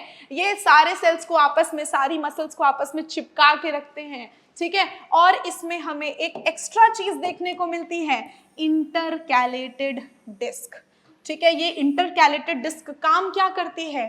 कम्युनिकेशन का काम कर रही है। सारे के सारे जो मसल्स हैं, जो अपनी कार्डियक मसल में सारी टिश्यू आती है, वो एक साथ में कॉन्ट्रैक्ट करती है एक यूनिट की तरह। तो वहां पे इंटरकैलेटेड डिस्क या कम्युनिकेशन जंक्शंस पाए जाते हैं जो एक यूनिट की तरह हार्ट को कॉन्ट्रैक्ट कराने में मदद करते हैं। सो हमने अभी अभी क्या कंप्लीट कर लिया? हमने कंप्लीट कर लिया मस्कुलर टिश्यू। अब हमारी लास्ट टिश्यू बची है जिसको हम देखते हैं न्यूरल टिश्यू। ये जो न्यूरल टिश्यू होती है ना, ये बॉडी में सबसे ज्यादा कंट्रोल करती है रिस्पॉन्स में। यानी कि अगर ठंडी लग रही है तो तुम्हें फील होगा सर्दी है, कौन बताएगा? Nervous tissue. गर्मी लग रही है तो बताएगा, कौन बताएगा? Nervous tissue. ये जो नर्वस टिश्यू होती है इसकी बेसिक यूनिट है न्यूरॉन, ठीक है। ये जो न्यूरॉन होती है ये बेसिक टिश्यू होती है, ये बेसिक यूनिट होती है पूरे के पूरे नर्वस टिश्यू की। अब देखो, ये जो इसमें न्यूरोग्लियल सेल्स होते हैं, ये जो सेल्स होते हैं ना, इसमें दो टाइप के हमको सेल्स देखने को मिलेंगे। या तो हम इसमें न्यूरॉन्स को देखेंगे या तो हम इसमें न्यूरोग्लियल सेल देखेंगे, ठीक है। या तो हम न्यूरॉन्स को देखेंगे या तो हम इसमें न्यूरोग्लियल सेल्स को देखेंगे। जो न्यूरॉन्स होंगे ये एक्साइटेबल सेल्स होंगे, यानी कि ये जो अपने न्यूरॉन्स होंगे बेटा, ये क्या करेंगे? ये रिस्पॉन्स देंगे स्टिमुलस को, ठीक है। ये जो न्यूरॉन्स होंगे ये रिस्पॉन्स देंगे स्टिमुलस को, और ये जो न्यूरोग्लियल सेल्स होंगे ये इनको सपोर्ट करेंगे। यानी एक है जो काम कर रहा है और एक है जो काम करने में मदद कर रहा है। जो काम कर रहा है वो न्यूरॉन होगा, जो काम करने में मदद कर रहा है वो न्यूरोग्लियल होगा। इंपॉर्टेंट दोनों है, क्योंकि सिर्फ काम करने से तो काम नहीं हो जाता, काम करने के लिए 10 लोगों को पीछे से सपोर्ट करना पड़ता है, ठीक है। वो क्या हो जाता है? वो हो जाता है न्यूरोग्लियल सेल। यहाँ पर क्या है, मैंने जो चीज अभी बताई, ये कॉन्स्टिट्यूट करते हैं rest of the neural system. ये प्रोटेक्ट करते हैं और सपोर्ट करते हैं अपनी न्यूरॉन्स को। न्यूरोग्लिया जो है वो अपनी बॉडी में more than half of the volume बनाता है। यानी हम ये कह सकते हैं कि अगर हम पूरी नर्वस टिश्यू देखें तो उसमें 50% से ज्यादा न्यूरोग्लियल सेल प्रेजेंट होंगे। अगर हम न्यूरॉन को स्टिमुलेट करते हैं तो हो सकता है कि वो कोई इलेक्ट्रिकल डिस्टरबेंस करे। अगर इलेक्ट्रिकल डिस्टरबेंस करेगी तो हम इलेक्ट्रिकल कम्युनिकेशन बोलेंगे। हो सकता है कि वो एक केमिकल डिस्टरबेंस करे। जो भी डिस्टरबेंस करेगी उससे क्या होगा? इम्पल्स का, इंफॉर्मेशन का ट्रांसफर होगा। तुम्हारे ब्रेन को, तुम्हारे हाथ को सिग्नल देना है तो वो क्या करेगा? न्यूरॉन्स के थ्रू सिग्नल भेजेगा। जैसे कि तुमने गलती से अगर कोई गर्म चीज छू ली तो तुम्हें तुरंत हाथ हटाने को बोला जाता है। ये रिस्पॉन्स कौन करता है? ब्रेन कहता है कि हाथ हटाओ। ब्रेन का मतलब यहाँ पे स्पाइनल कॉर्ड और ब्रेन की मैं कलेक्टिव बात कर रही हूँ, ठीक है। तो नर्वस सिस्टम बताता है कि हाथ हटाओ वरना हाथ जल जाएगा। सिग्नल कैसे गया? इलेक्ट्रिकल डिस्टरबेंस के थ्रू, ठीक है। Arrival of disturbance at the neuron ending. Neuron की एंडिंग्स को क्या बोलते हैं? न्यूरॉन्स की एंडिंग जहां पे होती है वहां पर साइनैप्स प्रेजेंट होता है, ठीक है। ये जो साइनैप्स है ये ट्रिगर करता है और आगे के न्यूरॉन को वो सिग्नल भेजता है, ठीक है। तो यहाँ तक आज हमने किया। अब हमारा जो पोर्शन बचा हुआ है बेटा वो एक ऑर्गन सिस्टम है। यहाँ पर हमने वही चीज देखनी है जो हमने आगे पहले पेज पे देखी थी कि सारे सेल्स आपस में, मिलियंस ऑफ सेल्स एक बहुत ही बढ़िया काम करते हैं, बहुत बढ़िया कोऑर्डिनेशन में करते हैं और बहुत एफिकेसी से करते हैं और सारे फंक्शंस को परफॉर्म करते हैं। जैसे कि हमारा जो हार्ट है, टिश्यूज के बारे में पढ़ा था, चारों टिश्यूज से बना होता है, epithelial, connective, muscular and neural. इसके अलावा हमने कुछ केयरफुल स्टडी से नोटिस किया था complexity organ and organ system की। यानी कि ये जो अपना ट्रेंड है सेल से टिश्यू, टिश्यू से ऑर्गन और ऑर्गन से ऑर्गन सिस्टम, ये एक इवोल्यूशनरी ट्रेंड होता है, ठीक है। यहाँ से तुम्हारे डीपीपी में क्वेश्चंस भी दिए हैं और ये बहुत इंपॉर्टेंट पार्ट है, ठीक है। So we are done with the tissue portion of structural organisation. I hope तुम्हें यहाँ पे जितनी भी चीजें हमने कवर की हैं सारी तुम्हें समझ में आई होंगी। If you have any doubts you can ask in the comment session. Thank you so much and have a nice day.